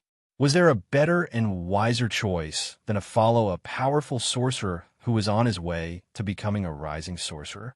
Not only was this a way to build confidence for his followers, it was also a way to strengthen his own confidence. It was time to advance. Just as Grimm was silently preparing for his advancement, a discussion about his fate was underway in Fedinin City, tens of thousands of miles away. Fedinin City, 17th floor of the Magus Tower. It was still the personal residence of the rank 3 Magus, Senazar. Only 3 people could participate in this meeting: Senazar, Forgan, and Korgan. The 3 core Magi represented the interests of the 3 classes, and they were the core strength that determined the future development of the Salubo family in the Magus world. Unfortunately, they'd obviously encounter a problem that gave them a headache today. Has the previous information been verified? Lady Senazar was still hidden in the purple mist, and her familiar voice could only be heard through the thick mist. Has that kid really reached the threshold of breaking through to grade 2? Forgan nodded silently. As a veteran rank 2 Magus, he naturally knew how dangerous the process of advancing to rank 2 was. Even if that brat really reached the pinnacle of grade 1, The success rate in one attempt would not exceed 27%.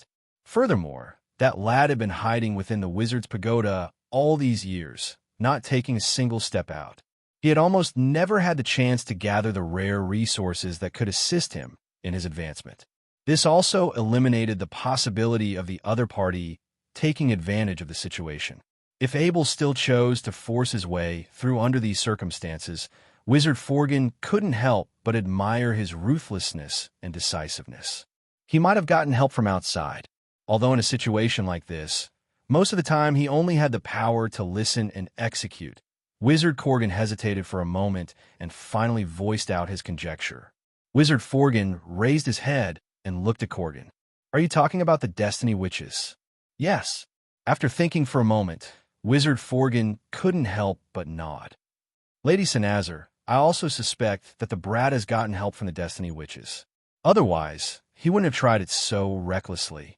After all, with the basic lifespan of a magus, it's impossible for them to break through to grade 2 more than 3 times. This is something that everyone knows. What we need to worry about right now is not why he chose to break through to grade 2 at this time, but the attitude of the family towards him." Lady Senazar was indeed a rank 3 magus who had lived for 600 years. Although she rarely paid attention to the internal affairs of the family, she was still able to see the core of the problem. That's right, Abel had been hiding the progress of his strength all this time, and did not ask for any resources from the family for the advancement ceremony. This was enough to explain the problem. It seemed like the 60 years of forbearance did not make him give up on the idea of leaving the family. Furthermore, outside of the family's detection, that brat had already pushed his mental force to the threshold of 20 points in such a short amount of time. This was simply inconceivable. Even Wizard Forgan, who was known as a genius in training, had spent 157 years to push his mental force to the limit of 20 points. Abel, on the other hand, did not rely on any of the family's power, and did it in that remote place. If it was not for the fact that the spy planted by the clan sent back the news in time, the few of them would not have received the news until the other party had successfully made a breakthrough. At that time, they would no longer have the initiative. Rank 2 Magus. With this kind of strength, he would be able to get a good position no matter where he went. In some extreme cases, a rank 2 magus could even establish his own family and revive the family. Also, wasn't that what that brat had been doing in the place called the Flame Monarch? A small low-level wizard's pagoda had gathered 8 to 9 core magi and 10 to 20 outer magi. Wasn't this the prototype of a small family? If he really succeeded in advancing and gathered all his resources and subordinates as a rank 2 magus, leaving the Salubo family would be a piece of cake. After all, the Salubo family did not have any rank 4 magi on the wizard continent. If they wanted to suppress a rank 2 magus with a private wizard's pagoda with just their rank 3 Lord Senazar, it would probably cause an earth-shattering internal war within the family. Once things got out of hand, and the internal war could not be settled quickly, the Salubo family would only be one step away from falling. It was precisely because they had foreseen such a terrible situation that the 3 core members of the Salubo family had gathered together to seriously discuss the various possibilities. First, I believe that Grimm's advancement to rank 2 will do more harm than good to the family. It could easily cause a split in the family. So, we have to think of a way to stop him from advancing. At the very least, we have to think of a way to stop his first attempt to advance. Senazar thought for a moment and finally made up his mind. "Forgan, do you have the exact time of his advancement ceremony?" "It should be in 3 months' time," Forgan replied resolutely. "According to the information from the other side, a batch of precious resources from the Blazing Flame Monarch will arrive in 3 months. I've already looked through the list of resources, and there are many things needed for the advancement ceremony." "That's good." Senazar was gratified. "This means that we still have time to work and intervene.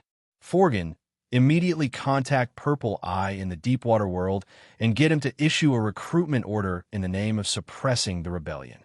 Then, arranged for Grimm to bring some men to the Deepwater world to carry out the family's compulsory mission. The Deepwater world?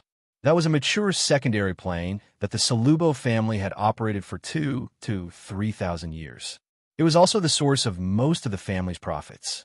Under normal circumstances, non-core magi of the family could not be sent there. While they were shocked, Forgan and Wizard Kogan could not help but silently applaud this plan. The Deepwater world was a mystical world with water as its main element. Since Grimm was assigned to that place, he didn't dare to try to advance in rank due to the huge difference in his attributes. This way, delaying him for a few years would be a piece of cake. Once he, the thorn in the side, was removed, the remaining ants could naturally be dispersed and deployed in various ways, tearing apart the small forces in his camp. This way, they would not be able to stick together. Even if Grimm successfully advanced in the future, the impact on the family would be much smaller. The more they thought about it, the more they felt that Lord Senazar's plan was extremely wise. The two magi couldn't help but reveal expressions of admiration. However, before the three of them could perfect this plan, a strange frog croak came from Wizard Forgan's body. Forgan was slightly taken aback, and then he took out a frog-like wizard tool from his bosom. At this moment, this wizard tool was flashing a red light rhythmically, and its cheeks puffed up as it croaked. "It's him. It's the spy I sent in." Wizard Forgan's expression changed, and he couldn't help but blurt out. As for who the spy Forgan sent in was, Senazar and Kogan had no idea. A rank 3 wizard wouldn't want to know, and a rank 1 Kogan had no right to know. The whole thing was done by Wizard Forgan. Connected. Senazar's voice suddenly turned cold. If he's using an emergency spell to contact you in such a hurry, it seems like something has happened. Let me hear what he has to say as well. Wizard Forgan awkwardly nodded his head, and the power in his hand poured into the frog wizard tool. Immediately, he connected the emergency call from afar. "Bad news. Bad news. Lord Forgan, that Grimm snuck into the underground lava sea today, and he's already trying to break through to Grade 2. The voice from the wizard artifact sounded flustered and exasperated, clearly caught off guard by this news. As the three people in the hall heard this, they immediately froze, and their eyes began to sparkle. "Damn it! I've been tricked by that Grimm again." The three of them cursed in their hearts. Chapter 492. Blazing Flame Monarch Wizard Pagoda. There were no more than 3 Wizard Tower wizards who knew that Grimm had advanced to the next level. Just like before, today was still an ordinary day with nothing out of the ordinary. But at a certain moment, everyone suddenly received a message and rushed to the 4th level of the Wizard's Pagoda from their labs, residences, and lecture halls. The 8 Wizard Tower wizards and the 12 resident wizards gathered in the Witchcraft Hall, which immediately filled up the place. Most of the wizards did not know what was going on, but they were stunned by the heavy atmosphere when they arrived. They immediately understood that something important was about to happen in the Wizard's Pagoda. The resident wizards were only guests, and naturally could not know what was happening in the upper echelons of the Wizard's Pagoda. Thus, they gathered together and discussed, asking each other about what might happen next. Some of the wizards who had lived here for many years and were more familiar with the Wizard Tower wizards secretly used wizard techniques to ask questions. Unfortunately, even though there were many wizards gathered here, only a few knew what was going on. A few of the Wizard Tower wizards looked at each other, then turned their gazes to the wizard Gargamel, who had convened the meeting. Gargamel's wrinkled face shriveled, and he spread his hands. "Don't look at me. I only gathered everyone because I received a message from Lady Mary." The gazes of the crowd all landed on Mary, who was standing in a corner of the hall, picking at her nails. "Don't look at me either. I only informed Gargamel to gather all of you as per Grimm's instructions. I don't know anything else." Such irresponsible words immediately made all the sorcerers present angry. But a few of the people who knew what was going on could vaguely guess what was going on. They all lowered their heads, hiding their faces in the shadows of their hoods, unwilling to let others see their expressions. Mary was indifferent, Gargamel was frowning, Meryl was restless, and Sabrina had her arms crossed, silently looking at the people in the hall. The rest were either confused, stunned, or expressionless. No one spoke. Everyone shut their mouths, silently waiting for the outcome of the meeting. Suddenly, for no reason, the blazing flame monarch wizard's pagoda suddenly shook violently. An unfamiliar wave of mental energy suddenly appeared, quickly and stealthily scanning the bodies of the wizards. There's an enemy. The wizard's pagoda is under attack. Let's go back and be on guard. The mysterious anomaly immediately caused the resident wizards to become restless. One by one, they took out their wands and gripped tightly onto their magic scrolls, vigilantly sensing the anomaly in the space. Everyone, calm down. I have something to announce to everyone today. Suddenly, a loud voice that sounded like a fiery explosion came from the void. It was muffled, and although it was dull, it was extraordinarily loud. A few wizards were caught off guard and had to cover their ears to resist the loud sound of the bell. Then, with a sharp tearing sound, a crack that was more than 2 meters long suddenly appeared in the void in the center of the hall, from which a blinding red light shot out. In front of everyone's eyes, a hole was torn in the originally tough space. Separated by a thin layer of energy light film, they could vaguely see the surging magma sea on the other side of the space. In front of the light film, a giant man of fire was trying hard to enter the wizard's pagoda through the crack. The giant man of fire stretched out a pair of large hands made of pure elemental flames and grabbed onto the edge of the uneven space crack. He forcefully pulled it to both sides, immediately widening the crack to the point where it could pass through. Thus, in the next moment, the body of the man of fire suddenly turned into a terrifying flame that could destroy the heavens and the earth, directly corroding the light film and appearing within the wizard's pagoda. This was a terrifying fire giant that was 7 meters tall when it stood up. If not for the fact that the wizard hall was built especially tall, it might not have been able to contain such a colossal creature within. As the light film broke, the terrifying heat immediately turned the wizard hall into a giant furnace. The wizards all felt the terrifying, suffocating wave of heat coming at them. The corners of their clothes that were not protected by spells immediately ignited with golden sparks, while the terrifying crimson flames forced them to retreat step by step. But they no longer cared, because an even more terrifying and massive enemy had appeared before them. Unexpectedly, after the giant man of fire entered the wizard's pagoda, he did not immediately start a massacre. Instead, he turned around and swiped his large hands of fire, using his terrifying power to heal the crack in the space. The raging sea of fire that was about to erupt was once again sealed back onto the other side of the light film. Then, with the injection of the wizard's pagoda's power, the broken space quickly mended. Oh, why does this fire giant have the authority to control the wizard's pagoda? A few quick-witted wizards immediately noticed this problem, while the rest of the resident wizards all hid at the edge of the hall. Their hands, hidden in their sleeves, tightly held onto escape scrolls or traction scrolls. They had already made up their minds to escape as soon as they saw that the situation was not good. This wizard's pagoda did not belong to them, and they would not risk their lives for some magical crystals. They could tell with a single look that this invading man of fire was not a kind soul. They could tell from the vast and terrifying ripples of energy that this was definitely a terrifying level 2 magical creature. Once the other party lost its temper, they might not be able to subdue it even if they gathered the power of all the wizards present. Thus, it was better for them to hide further away before the battle began. Just as the wizards were in a state of panic, Mary walked toward the giant man of fire with a relaxed expression, circling it twice. Even though Mary was tall, she only reached the height of the fire giant's thigh when she stood before it. The other party spread its arms, and a single finger was as thick as Mary's waist. Thus, when the fire giant stood there majestically, all of the wizards could not help but feel their bodies heat up, not daring to meet its scorching gaze that was as bright as the sun.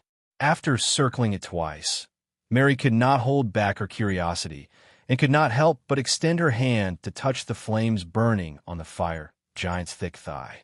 With a soft sizzle, green smoke rose. Mary's extended right hand was scorched black by the flames protecting the body of the fire giant, causing her to cry out in pain. "What's going on? You still can't control the flames in your body?" Mary hurriedly retracted her right hand. Along with a burst of blood cheese surging on it, countless ashes fell off the hand that had been like charcoal just a moment ago, revealing the red and tender skin underneath. "There's nothing I can do. The fire energy I absorbed this time was too much, and I'll need a few more days to completely digest it," the fire giant replied in a low, muffled voice. "Teacher, is that you? You advanced to rank 2? Meryl excitedly took a few steps forward and asked incoherently. "Teacher? Advanced?" At this moment, if everyone still did not understand, they would not have the qualifications to be called knowledgeable and intelligent magi. All of the magi present could not help but hold their breaths, quietly waiting for the fire giant's reply. "Hee, Meryl, I'm very lucky. I've advanced successfully this time." The fire giant let out a tsunami-like laughter towards the sky. However, he soon lowered his head to look at his huge body and sighed. "However, I absorbed too much fire energy during the advancement ceremony. If I want to completely digest it and return to my original body, I'm afraid I'll need another 10 days to half a month." Grimm's fire giant form mumbled a lot more, but all the wizards chose to ignore it. Instead, they focused all their attention on the first sentence Grimm said. "He succeeded. The owner of the Flame Monarch Wizard's Pagoda has become a rank 2 magus." This explosive news left everyone in a daze, their mouths agape and hands spread out. They could only stare blankly at the tall fire giant. The path of a magus was extremely difficult. Honestly speaking, most of the magi present had no hope of crossing the threshold and advancing from a regular rank 1 magus to a high-ranked magus. In the middle of the night, they too had dreamed of such a glorious moment of victory. However, the calm minds of the magi repeatedly reminded them that it was just a beautiful dream. To them, being able to sense the aura of a rank 2 magus at such a close distance was already very rare. But now, they were witnessing the rise of a powerful rank 2 magus with their own eyes. If they remembered correctly, the owner of the Wizard's Pagoda, the legendary fire demon, had only advanced to become a magus less than 100 years ago. With such a frightening speed, Lord Grimm had proven that he possessed a frightening talent and great potential that far surpassed ordinary people. At this rate, reaching level 3 and level 4 wasn't that far away. The more the magi thought about it, the more excited they became. They could not help but look at the fire giant with a trace of admiration. Ever since they had become magi, they had become the favored children of the plane. However, they knew in their hearts that they were just some marginal figures in the huge sorcerer community. No one would really pay attention to them and care about them. This terrifying reality had nurtured their arrogant, extreme, twisted, and resentful attitudes. With such emotions, the only thing that could subdue them in this world was absolute power and profound knowledge. The only thing that could subdue them was the respect and admiration they had for the strong. They might not be willing to follow a rank 2 magus and act like a lackey. However, if they could follow a powerful future great magus, they would be more than happy to do so. Unlike the resident magi, Mary and the rest of the Tower Magi could not help but gather around Grimm. They closed their eyes and silently sensed the powerful soul ripples that were unique to a rank 2 magus. Grimm had just advanced, and his mental strength had not completely stabilized, which was why his soul aura was leaking out. This was a rare opportunity that would only come once in a lifetime. If Grimm was given half a month's time, it would be impossible for them to investigate the secrets of a rank 2 magus. The resident magi could only look on enviously from afar. None of them dared to imitate the Tower Magi and get close to Grimm. After all, Any rank 2 magus would not allow an outsider to probe their secrets so brazenly. Even if they were not a threat to them, they would not allow it. In fact, even from afar, the group of resident magi could faintly sense Grimm's terrifying mental strength ripples, as well as the strange aura that they could not describe. It was the smell of laws. Compared to them, the aura of laws on a rank 2 magus was undoubtedly stronger. Chapter 493. The news that the fire demon Grimm had successfully reached rank 2 spread like wildfire. After receiving this news, Wizard Senazar went silent. Wizard Forgan's eyes flashed with uncertainty. Wizard Ko, on the other hand, was dumbfounded. He didn't know how to react. Rank 2. That was a rank 2 wizard. In any country, in any wizard force, a rank 2 wizard would be a core existence. Just take the Sarubo family, for example. If Grimm sincerely agreed to stay in the Salubo family, he would probably become the most powerful person in the Salubo family apart from the grade 3 sorcerer Senazar. Even the experienced Wizard Forgan didn't have the confidence to suppress him. In the past few years, the Salubo family had relied on the 3 demiplanes they controlled to quickly grow their power. Excluding the 3 new wizards that had appeared in the Wizard Pagoda of the Flame Monarch, the Salubo family had 7 new wizards. This made Ferdinand's city bustle with noise and excitement once again. However, just when the family was at its peak, Grimm had reached rank 2 without their knowledge. This was a huge blow to the core members of the family. However, the one who felt the most was Wizard Ko, who was only rank 1. When he heard about Grimm's advancement, he stood rooted to the ground for a long time. He couldn't get rid of this shocking news for a long time. It had been more than 120 years since he became a wizard, and his power of the will was only 14 points. He still needed another 20 to 30 years to reach the threshold of rank 16. If he wanted to reach the limit of 20 points, he would need at least 100 years of hard work. On the other hand, Grimm had advanced 50 years later than him. But Wizard Ko felt a surge of anger in his heart. His chest was so irritated that he wanted to open his mouth to let out some air. In order to get the full support of the family, he worked diligently and conscientiously to manage all the properties, manors, shops, and resource points for the family. While others were concentrating on their own laboratories, he was tirelessly arranging the apprentice quotas for the various places. While others were traveling around the world to gain experience, he was carefully distributing the resources of the family. While others were meditating in the middle of the night, he was dealing with the endless problems in the family. It was because of his huge investment that the resources and personnel could flow in a reasonable manner, allowing the Salubo family to develop steadily and healthily.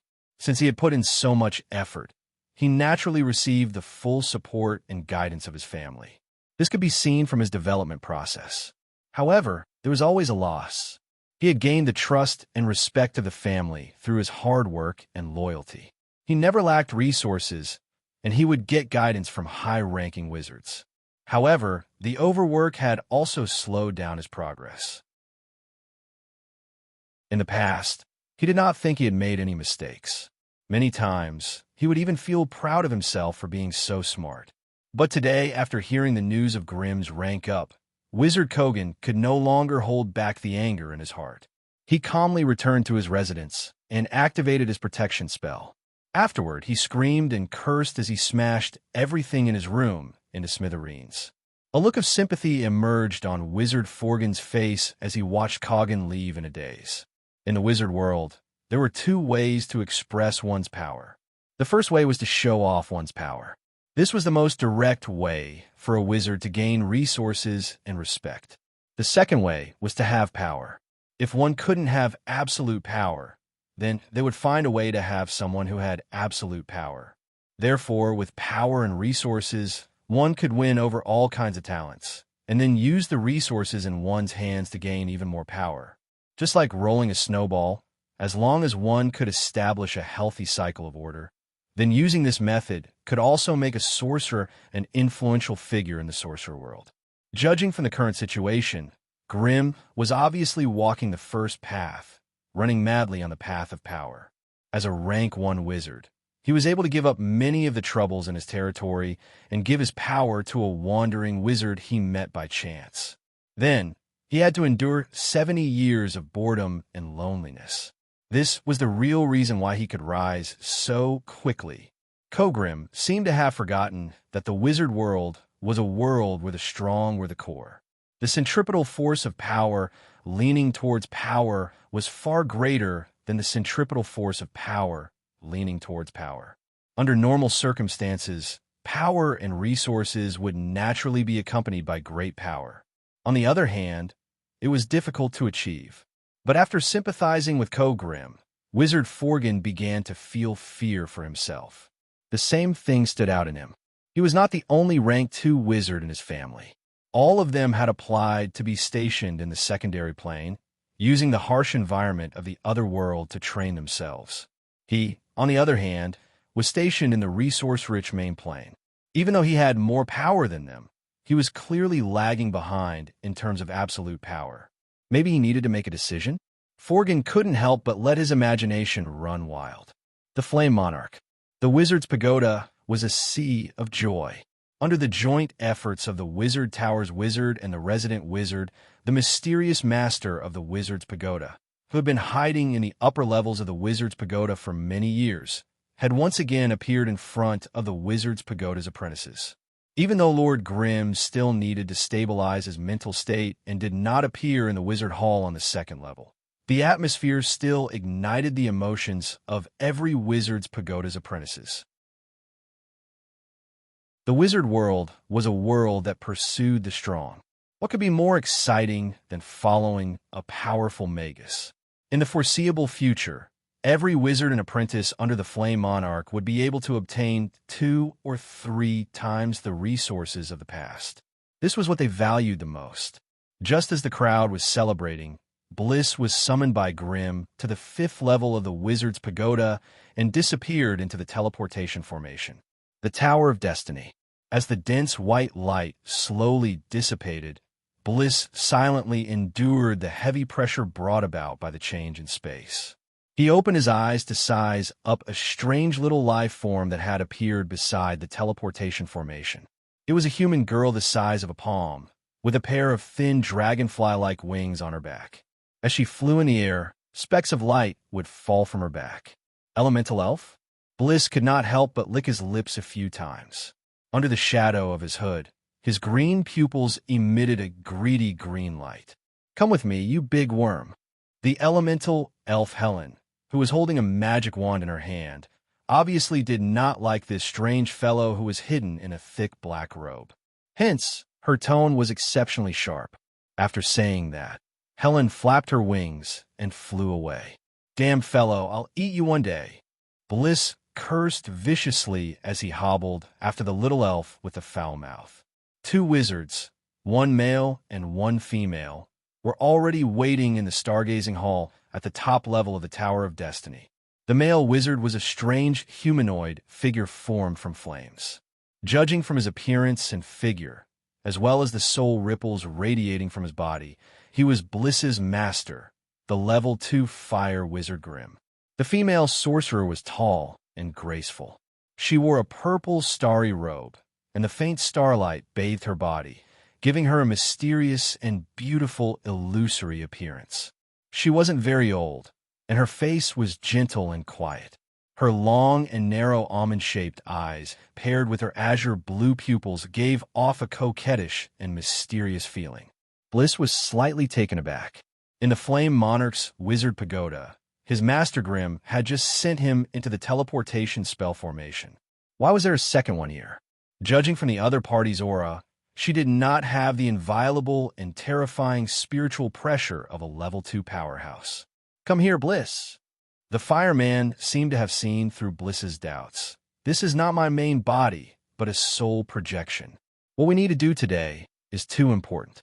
My main body cannot leave the Flame Monarch, so I can only rely on my soul projection to communicate with you."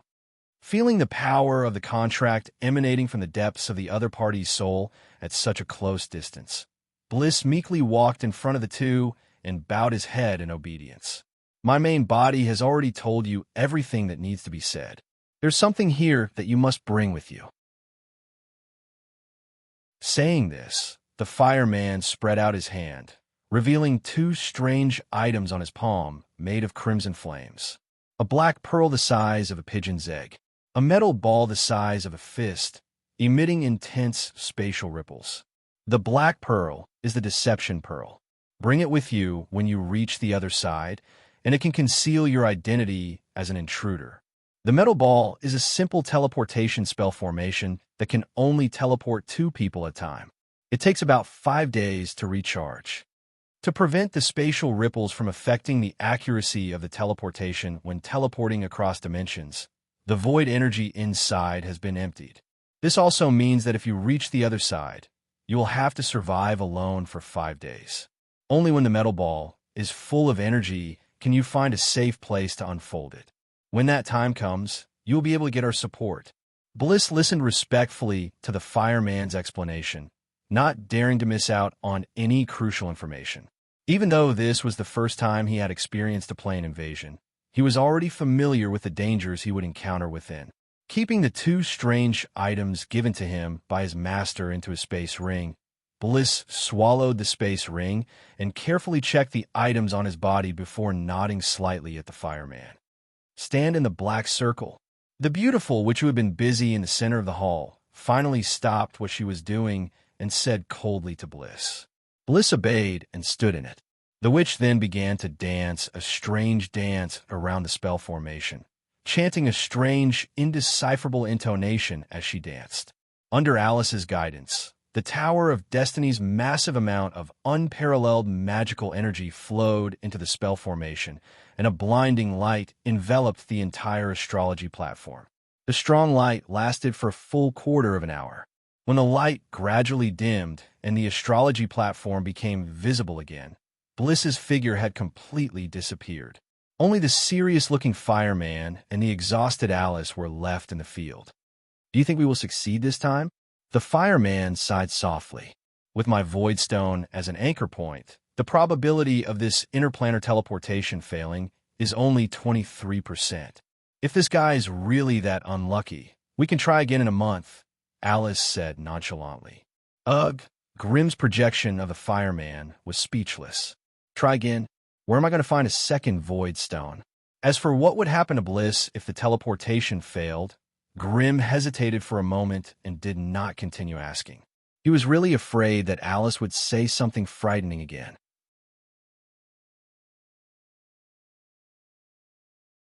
Chapter 494. An endless path of stars extended before his eyes. Blitz felt like he had turned into a lump of mud that anyone could knead as they pleased. Treacherous and unpredictable spatial energy assaulted him from all directions. Thousands of gravitational waves acted on Blitz's frail insect body, immediately tearing him to pieces.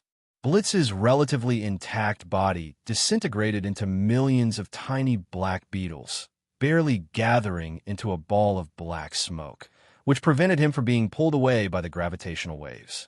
If not for the protection of the teleportation spell formation, Blitz would have long since been torn to pieces by the spatial distortions on his body, and then pulled into different parts of the void. This was all thanks to Alice, who was in charge of the teleportation spell formation. If Alice had the strength of a grade 4 being, she would naturally be able to use spatial energy proficiently. That way, the person being teleported would only have to bear a small amount of the spatial energy to successfully teleport across planes. It was a pity that Alice only had the strength of a grade 1 being, and in order to avoid a severe spatial backlash, she had intentionally reduced the defensive capabilities of the teleportation spell formation. Just like that, Blitz, who had been sent out as the vanguard, could only frantically control his undying bug body, using it to dispel the immense pressure he had to bear. It was as though he was traversing a continuously extending path of stars. The black smoke that Blitz had transformed into was sometimes stretched into a long strip, sometimes squeezed into a meat patty, and sometimes twisted into a fried dough twist. On the long path of stars, Blitz was like an unkillable cockroach, enduring all kinds of terrifying abuse. He had no chance to resist at all. and could only endure it in silence. Fortunately, no matter how long the journey was, there would come a day when the end would come. Finally, with the sudden explosion of a strange incantation, a narrow crack suddenly appeared on the path of stars. Through the spatial membrane formed by the plane barrier, Blitz could vaguely see the strange and dazzling continent on the other side of the crack. But before Blitz could hesitate, the layer of starlight wrapped around his body carried him through, rushing into the spatial crack. The grass was green, and the sky was blue. Carrick's sky was always so clear. The warm spring breeze blew through the wild grass. Red, blue, purple, yellow, all sorts of flowers were mixed in the lush green grass, looking exceptionally beautiful from afar. However, in the middle of this beautiful painting, a spatial rift less than 2 meters long suddenly split open. As the terrifying void hurricane blew out from the crack, the grass, wildflowers, seeds, and roots were sliced in a fine powder as if an invisible razor had cut through it. Then, the powder was instantly scattered into the distance. In the midst of this powder, there were naturally some strange black squirming creatures. The spatial crack only lasted for about 3/4 of a finger before it was restored to its original state by the powerful healing power of the plane. However, in this short period of time, the void hurricanes and space turbulence had already caused massive and irreparable damage to the land. The grass was flattened, and the ground began to crack. Strange spatial distortions caused the space-time here to become somewhat distorted. Any creature that accidentally intruded into this place could be attacked by the spatial distortion and be sucked into the alternate dimension. Without the protection of a powerful force, ordinary creatures would not be able to withstand the abnormal changes in space. The moment they were sucked into the spatial distortion would be the moment their bodies disintegrated and their lives perished. In another region 5 miles away from the teleportation point, Blitz gathered his consciousness with great difficulty, sending out insect language to the surroundings to gather. Finally, after a quarter of an hour, Blitz, who had barely gathered half of his body, crawled out of the bushes with difficulty. In the sparse forest around him, puffs of black smoke were gathering from all directions, once again entering his body. An indescribable pressure and suffocation pressed down on Blitz's heart, making it difficult for him to think normally. The wizard power in his body was suppressed to the point where it was difficult for him to use it. If not for the fact that he had the immortal worm body and did not need to rely on the air of the outside world to sustain his life, even taking deep breaths here would have been a luxury. Plain suppression. Blitz instantly understood what he was facing. He had already arrived in another plane, so what he was facing now was the constant suppression of the plane's consciousness. He had already expected such a situation before he set off. It opened its ugly mouth and spat out a simple and unadorned spatial ring, then put it on its thick left pinky finger. Blitz chanted the spell incantation, taking 5 fingers to retrieve the deception pearl and the metal ball from the ring. In a Magus world, he would only need a thought to retrieve the items from the space ring. But here, he had spent 5 fingers worth of time.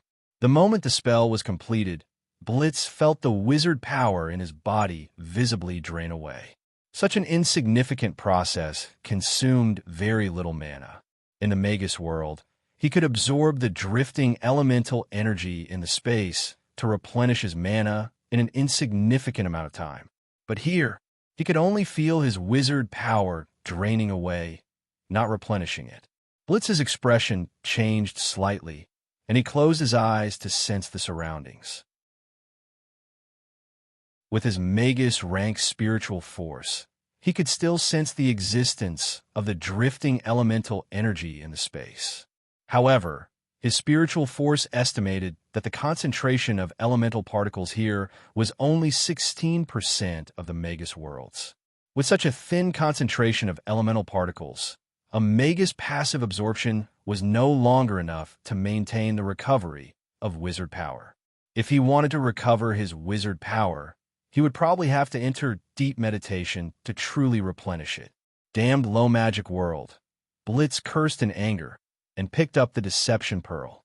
The moment the pearl touched his insect body, Blitz could clearly feel the plane suppression lessen by more than half, and even his breathing became smoother. Blitz thought for a moment, then opened his mouth and swallowed the deception orb. This thing had to come into contact with his body to take effect. Swallowing it would be safe, and he could come into full contact with it. Why not? Blitz then grabbed the metal ball with his brownish-yellow insect tentacles and looked at it. The 5 crystals embedded on the side were all dim, and only the first one was flashing rhythmically, looking no different from a human breathing. This thing could not be placed into the space ring, or else it would never be able to absorb the void energy it required.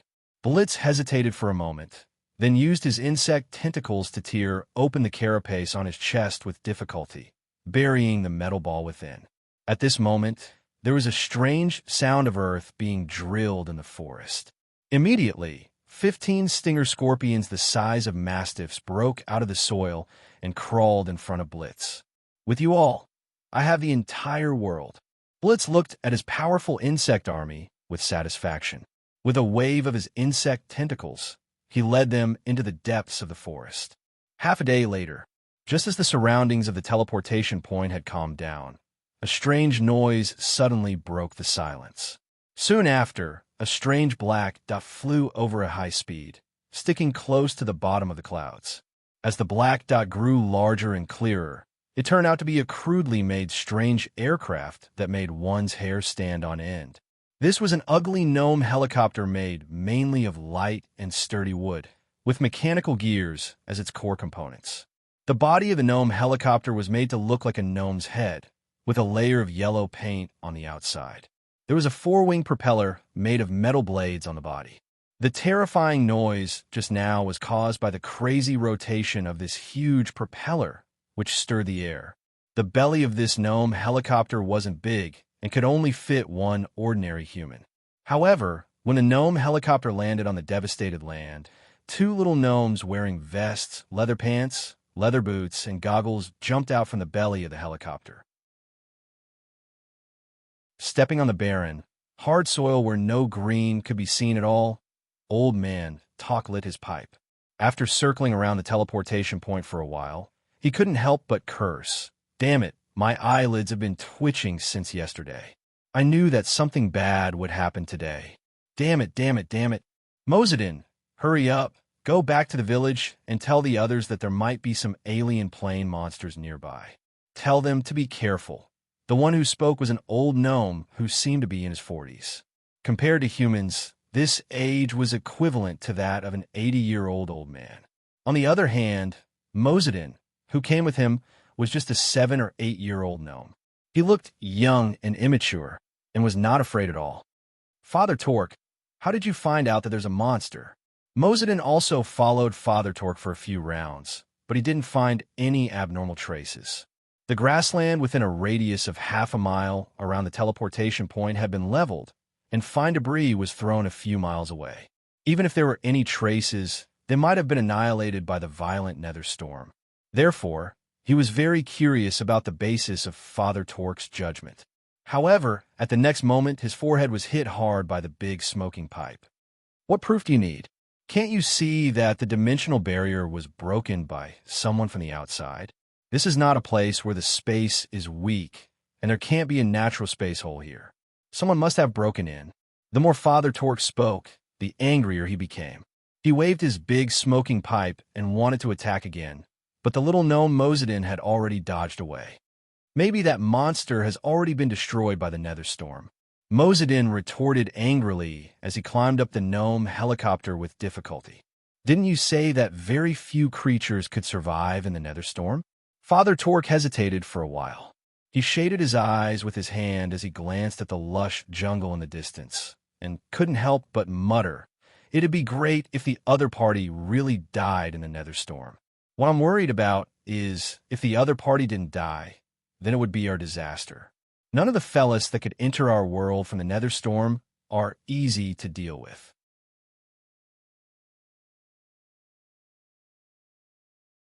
Chapter 495. Bliss was still wandering in the depths of the forest. Due to the existence of the plane suppression, his basic strength was at an extremely low level. This also caused the side effects of the ultra-long distance teleportation between planes to not be completely eliminated until now.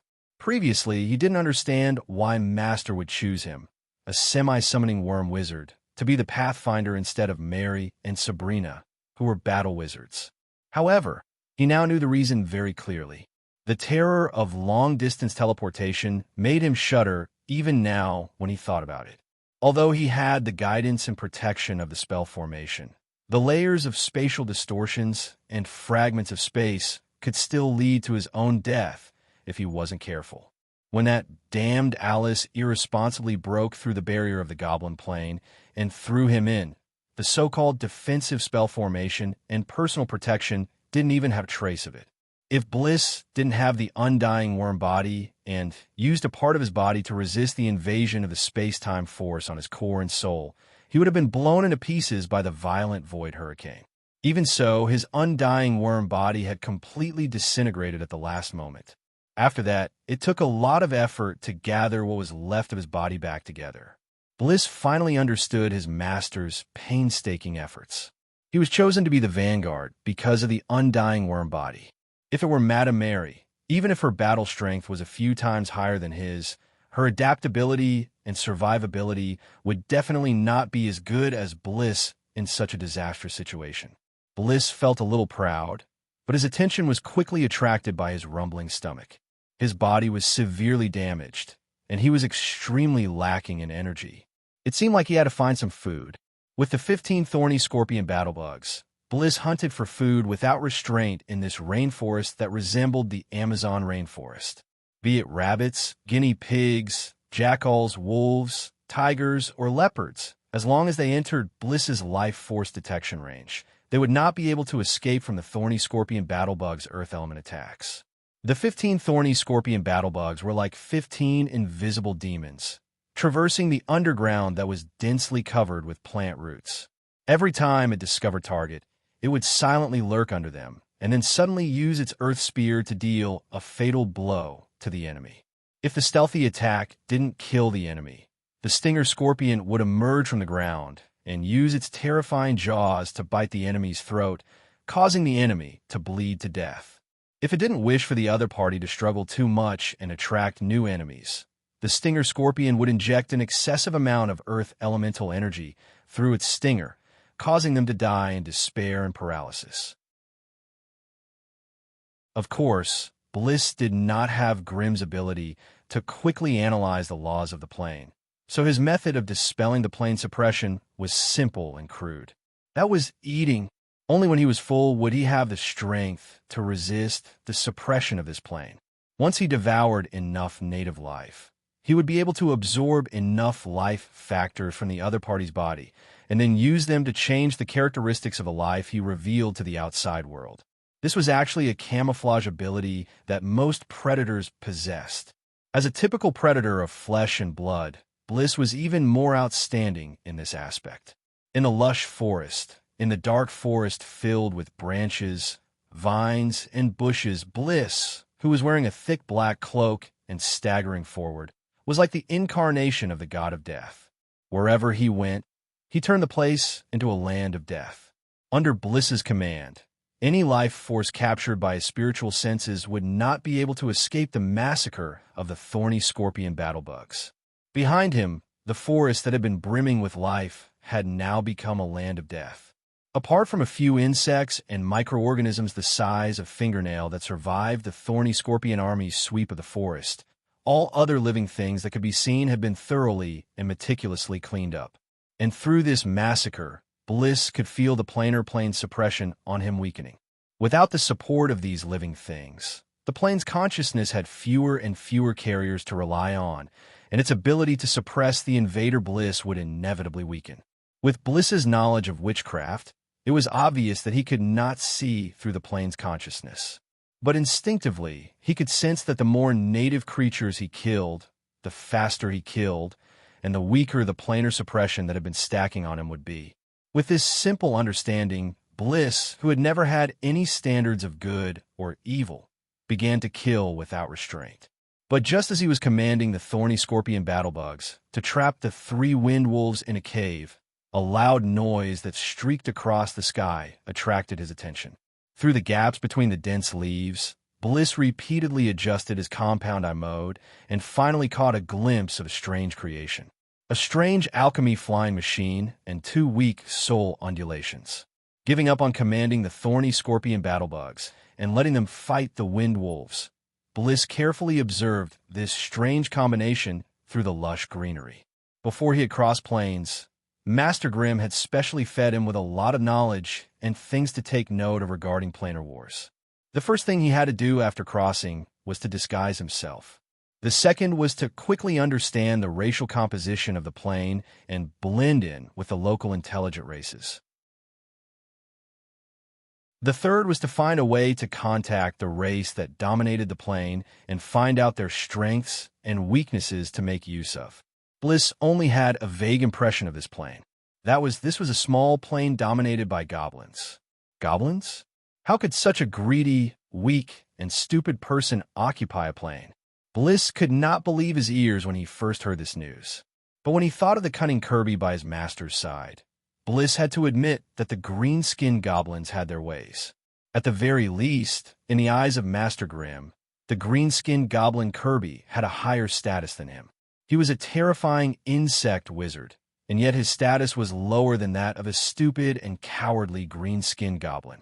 Although he was unwilling to accept this reality, Bliss could not lie to his heart, because this was reality. Now that he saw the strange flying device, Bliss had a vague idea of what was going on. If this plane was filled with naked, weak goblins wielding wooden bows and short spears, Bliss could rely on his insect army to crush the enemy without any reinforcements. But now, the 2 stupid goblins, who were so weak that they couldn't even be compared to beginner apprentices, could actually fly into the sky with the help of a strange alchemy item. This proved that the goblins did not match the symbol in Bliss's mind at all. If he was really stupid enough to attack them openly, the sad scene of the Great Lord Worm wizard being chased around by a bunch of weak goblins might really happen. The flying device that the 2 goblins were riding on was extremely fast. Bliss estimated that it could reach a speed of 15 to 20 meters per second. This speed was comparable to a wizard's flying speed with the help of the flight spell. However, on one side, there were ordinary goblins that could not be detected, and on the other side, there were sorcerers who had great power. If the enemy could use some tricks to make the weak goblins display the power of a sorcerer, then it would be very difficult to complete this invasion. Just as Bliss was silently thinking about his plan, the cruel and bloody massacre ended. The 3 thorn scorpions killed the 3 adult wind wolves at the cost of light injuries. The goblin plane was indeed a low magic plane. Even after searching the entire forest, there were very few magical creatures. No matter how many normal beasts there were, they could not cause physical damage to the thorn scorpions. These 3 wind wolves were rare magical creatures that had the ability to control the wind element. It was the violent wind blades that they unleashed before dying that caused some obvious physical damage to the thorn scorpions. A stinger scorpion's back carapace was hacked by the torrential storm of wind blades, leaving behind 7 to 8 scratches. Some of them had already cut through the carapace, causing purplish-black insect blood to flow out. But as the injured thorn scorpion feasted, the wounds were healing and recovering at a speed visible to the naked eye with a soft whistle. The remaining thorn scorpions that had scattered into the surrounding forest rushed back. The black-robed Bliss led them towards the direction where the mysterious flying device had disappeared. Before engaging in a direct confrontation, Bliss felt that he needed to understand the other party first. And as a worm wizard, the only way he could understand the other party was through eating. Beta Town was a goblin town adjacent to a large forest. The people living here were naturally a group of lively and adorable green-skinned goblins.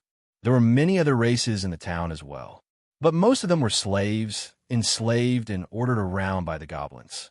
The buildings in Beta Town were not very tall, which obviously had something to do with the height of the goblins. The building materials used were mostly large pieces of metal, which made Beta Town look bright from afar, giving off a sense of toughness and blood.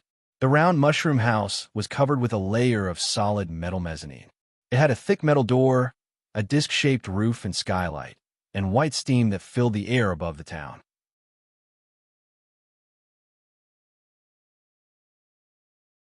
Chapter 496. This was a remote town ruled by goblins.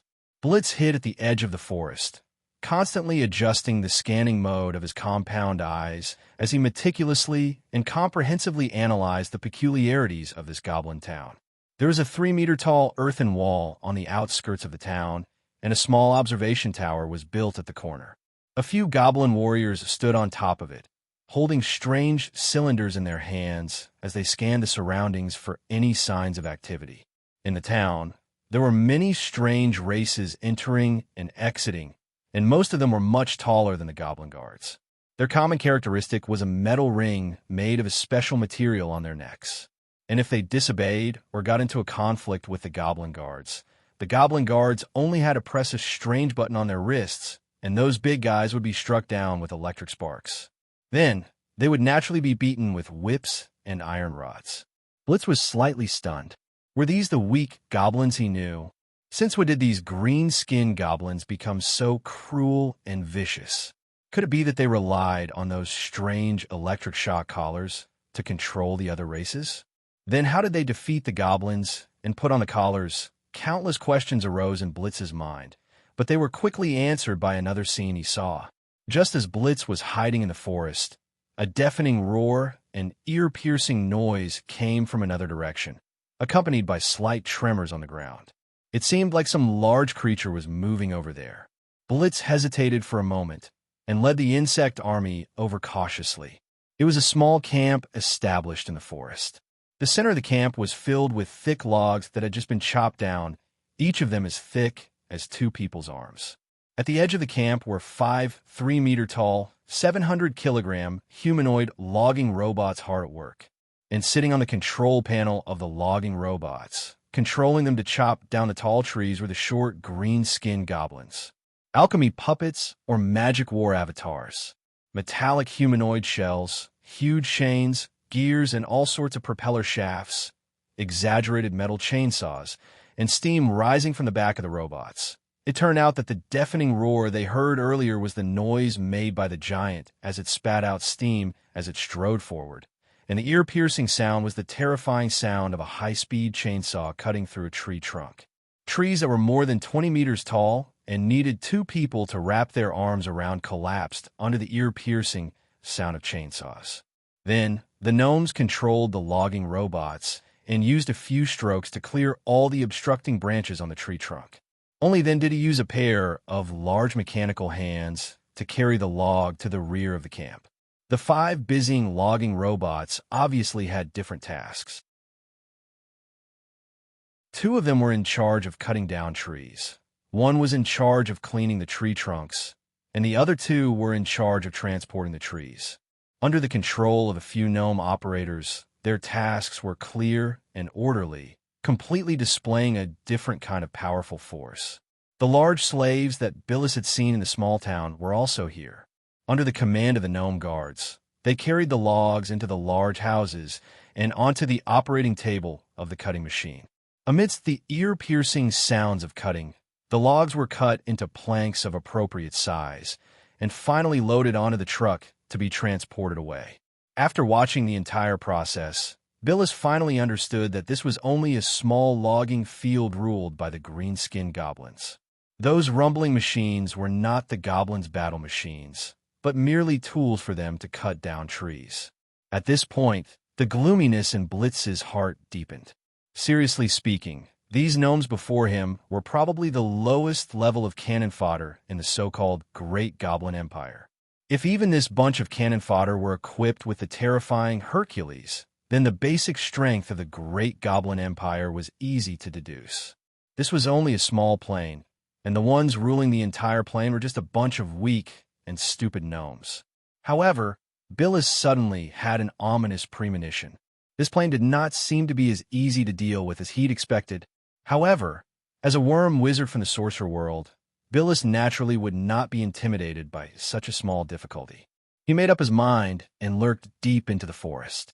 He began to send out some meticulously bred insects to sneak into the gnome's logging field.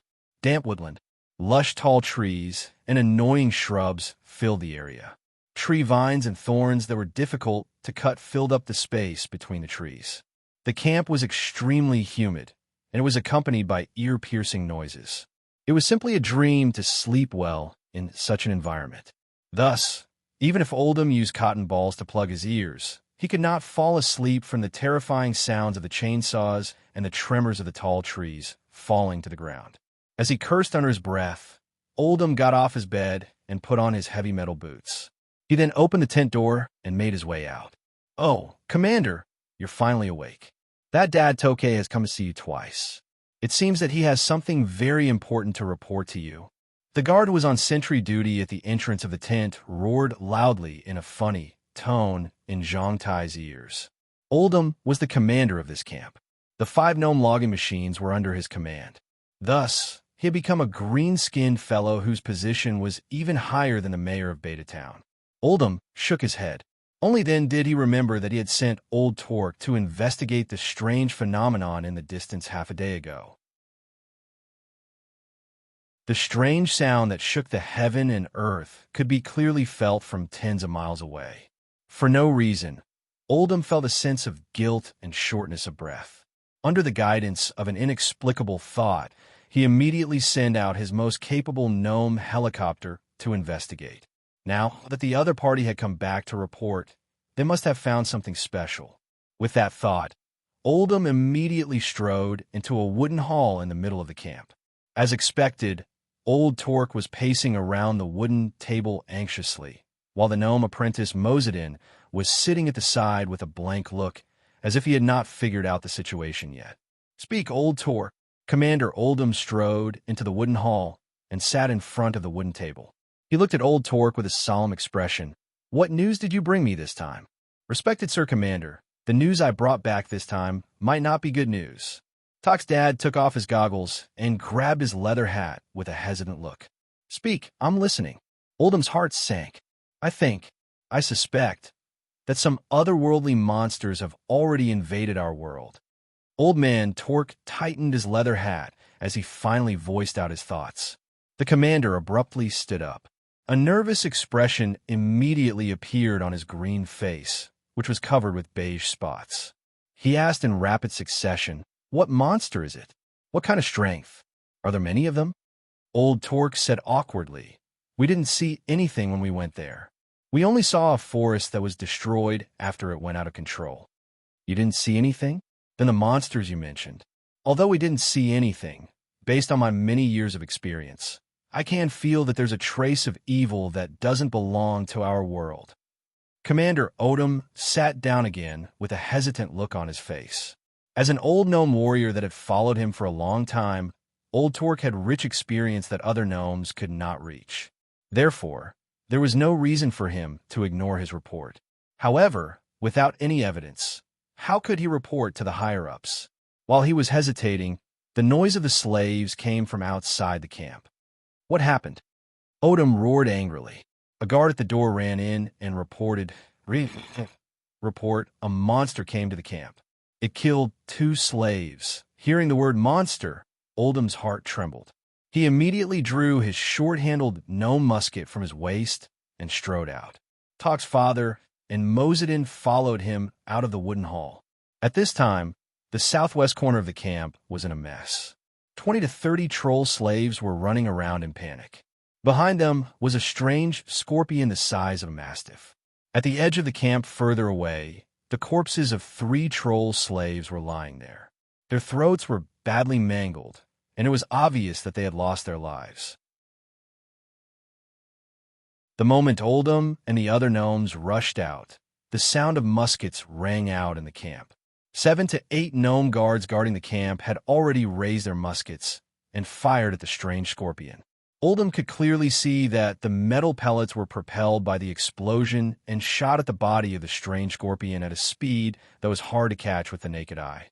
However, something happened that almost made him scream.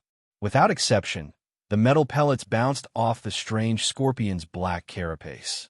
The parts of the strange scorpion that were shot would either leave a deep dent or a deep scratch, but none of the pellets penetrated the scorpion's carapace. Furthermore, the pellets that bounced off even knocked down 2 troll slaves who were running away in panic. The scorpion that was attacked became even more enraged. A layer of yellow smoke rose from its body, and its body suddenly disappeared in the smoke. When it reappeared, it was already beside a gnome guard 20 meters away. Crack! The terrifying scorpion actually used its huge jaws to bite off the gnome guard's right leg.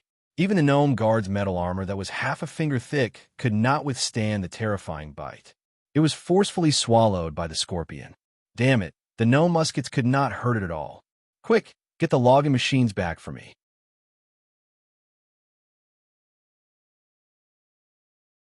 Chapter 497.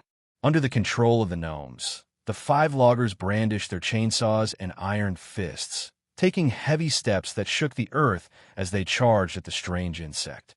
The strange insect had been completely unrestrained just a moment ago, but when it saw the metal lumps spitting hot steam as they charged at it, it immediately turned into a cunning fox and began to hide everywhere in the sawmill. The logs piled up like a mountain after being chopped became the best cover for it. Compared to the loggers, the strange insect was only as big as their thick feet.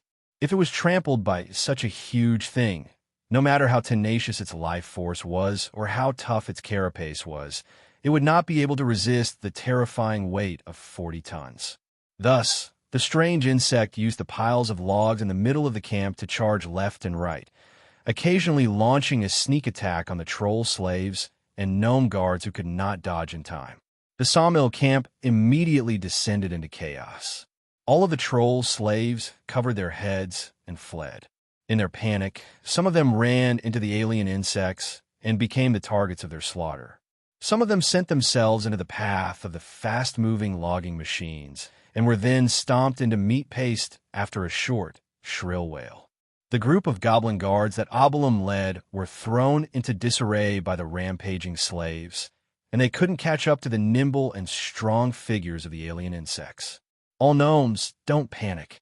Alb was the commander of the camp after all. Even at a time like this, he was still calmer than the other gnomes. He climbed onto a tall wooden chopping block and roared. All gnome guards, get on the chopping block. You lumberjacks, don't chase after them. Guard the entrance to the camp. All slaves, gather at the houses. If anyone dares to run, kill them. Under Alb's command, the chaotic camp immediately gained a backbone. All of the slaves and gnome guards ran to their respective positions as ordered. The 5 loggers no longer chased after the strange insect, instead retreating to guard the entrance between the piles of logs. They watched covetously, waiting for the other party to walk right into their trap. That thorn scorpion suddenly stopped between 2 piles of logs and raised its body, as if it was listening to something. Soon, it changed its strategy. It rushed out of the pile of logs and began to attack the huge wooden boxes in the middle of the camp. Under its lure, 2 goblin lumberjacks rushed into the pile of logs, swinging their chainsaws and cutting everything inside into pieces. The logs were chopped until sawdust flew everywhere, and the big wooden box was chopped until it was crooked. Wooden boxes were knocked over one by one, and the contents inside were scattered all over the place. It was a strange crystal prism that was more than half a meter long. It didn't seem to be solid inside, but was filled with a strange liquid that emitted a dark green light. For some reason, even though he could not sense any elemental aura from them, Bliss, who was hiding in the forest far away, felt his heart skip a beat.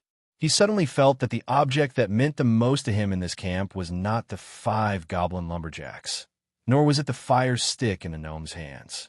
Instead, it was these mysterious and strange crystal prism. Under his command, that stinger scorpion's surroundings immediately stirred up a misty earthen yellow mist, and it even more so dove into the ground. When it once again emerged from the ground, it had already run to the side of the overturned crystal prism. Open fire! Open fire! Alb's shrill roar sounded again, Don't let the monster get close to the magic energy battery. Hurry and open fire. Under his shout, all the gnome guards perched on top of the logs raised their guns and opened fire at the thorn scorpion. The dense metal bullets struck the thorn scorpion's black carapace, and most of them bounced back. However, the thorn scorpion's body also emitted a few purplish-black pillars of blood, and many of its compound eyes were blinded. Shrill insect hisses resounded in the battlefield, and all the gnomes covered their ears and rolled on the ground in pain. Even the gnome mechanics on the 5 goblin lumberjacks were no exception. Bliss, who was hiding in the distance, was slightly stunned and then seemed to understand something. Truthfully speaking, Bliss was completely shocked when he first saw the 5 goblin lumberjacks. With his sharp spiritual force, he could sense that these goblin lumberjacks all had the basic strength of a high-ranked acolyte. This place seemed to be a rather remote town in the wilderness of the great goblin empire. The cylindrical poles in the gnome guards' hands that could fire metal bullets had a basic attack power of 30 degrees. This might not mean much to Magi, but if every gnome at the bottom of the Goblin Empire had such a simple and swift attack method, Bliss would have to reevaluate the overall strength of the Goblin Empire. If even this place could casually produce 5 high-ranked acolytes, and every single one of them had the attack power of a beginner acolyte, this would not be good news for the Magi's invasion of the plane. However, there were good and bad things in everything. Although the combat attainments and attack power of these gnomes made him secretly apprehensive, the Thorn Scorpion's painful hisses also exposed the weakness of this group of gnomes. Their strength seemed to rely on these strange equipment, and their own strength was so insignificant that it was not even worth mentioning. The Thorn Scorpion's pained hisses had a sound wave intensity of only 15 degrees, but the gnomes present were already swaying left and right, unable to control themselves. This showed that their bodies were not even as strong as a beginner acolyte, and their vitality and spiritual force must be very low. Taking advantage of the fact that the gnomes were dizzy, the injured Thorn Scorpion once again created a cloud of dust that covered a radius of 5 meters, and then burrowed into the ground, never to be seen again. It took the gnomes a long time to regain their senses, and they immediately organized people to search the entire camp, but they could not find any traces of the strange insect. They had no choice but to give up on the search, and began to restore order in the lumberjack camp. As the entire camp had been turned into a pile of mud, many piles of logs had been smashed by the lumberjacks, and many wooden boxes had been smashed into pieces. Thus, as they struggled to organize everything, almost none of the gnomes realized that 2 of the scattered crystal prisms had mysteriously disappeared. Just as the gnomes turned out in full force to search the camp and the surrounding forest, Bliss had already returned to the depths of the forest with the Thorn Scorpion war beetles, and only left 1 or 2 insect scouts around the camp. After finding a hidden cave in the forest, Bliss immediately began to study the 2 strange objects he had just obtained. Magic batteries? These 2 strange little things were called magic batteries. Judging from their names, they seemed to be a special kind of energy crystal that could provide mysterious, non-elemental energy to certain special equipment. Bliss was already so shocked that he could not close his mouth when he saw how the weak gnomes could control metal puppets that were 20 times their size with ease. What he was most surprised about was what kind of energy these huge creatures relied on to move. After all, he did not sense any elemental energy aura from them. And now, with 2 magic energy batteries in his hands, and sensing the strange energy frequency within, Bliss had a vague feeling that those big guys were probably powered by these so-called magic energy batteries. However, this place lacked an alchemy laboratory, and he did not know much about alchemy. Thus, it was impossible for Bliss to decipher the strange system of the gnomes from these 2 magic batteries. Thus, Bliss could only shift his attention back to the gnome camp in an attempt to find more comprehensive information. What Bliss did not know was that while he was hiding in the cave to study the magic batteries, a gnome helicopter suddenly rose from the lumberjack and flew into the distance under the cover of the night. Even though the battle during the day had caught the gnome commander off guard and they did not find any valuable information or clues, Old Mentork's information gave him sufficient reason to suspect that the strange insects that broke into the camp today were the minions of the otherworld invaders. But combined with the information brought back by Old Talk, Obum had sufficient reason to suspect that the insects that broke into the camp today were the minions of the otherworldly invaders. Thus, after sending more guards to stand guard at the lumberjack camp, Obum personally wrote a letter requesting for help to Old Talk and asked him to bring it to Barzik, the commander of the 7th Gnomes Land Corps 170 miles away. In the letter, Obum used a tone that made the gnomes' blood run cold to describe the terror of the otherworldly invaders, and once again described the weakness of Beta Town's defenses. After Old Talk and the flying apprentice Mozadin left the camp in the gnome helicopter, Commander Obum stood in front of the wooden window of the 2-story building, gazing at the silent forest under the cover of the night. His heart was filled with indescribable fear and worry. Such a forest was definitely not normal. Usually, large numbers of beasts and monsters would appear around the camp at night. Even if the gnome guards had set up blazing torches around the perimeter of the camp, they would not be able to stop them from circling around under the cover of the night. But today, the forest under the cover of the night was deathly silent. It was as if countless terrifying demons were lurking in the darkness, and the beasts in the forest were either scared off or killed by them. This also meant that the insect that had caused trouble in the camp during the day had not gone far and was still spying on them. Once the gnome guards let their guard down, or if there was a huge flaw in the camp's defenses, the insect would definitely return and wreak havoc in the lumberjack camp once more. You're tuning in to the Warrior Lore YouTube channel. Don't forget to subscribe and join us on this journey to catch the most captivating stories.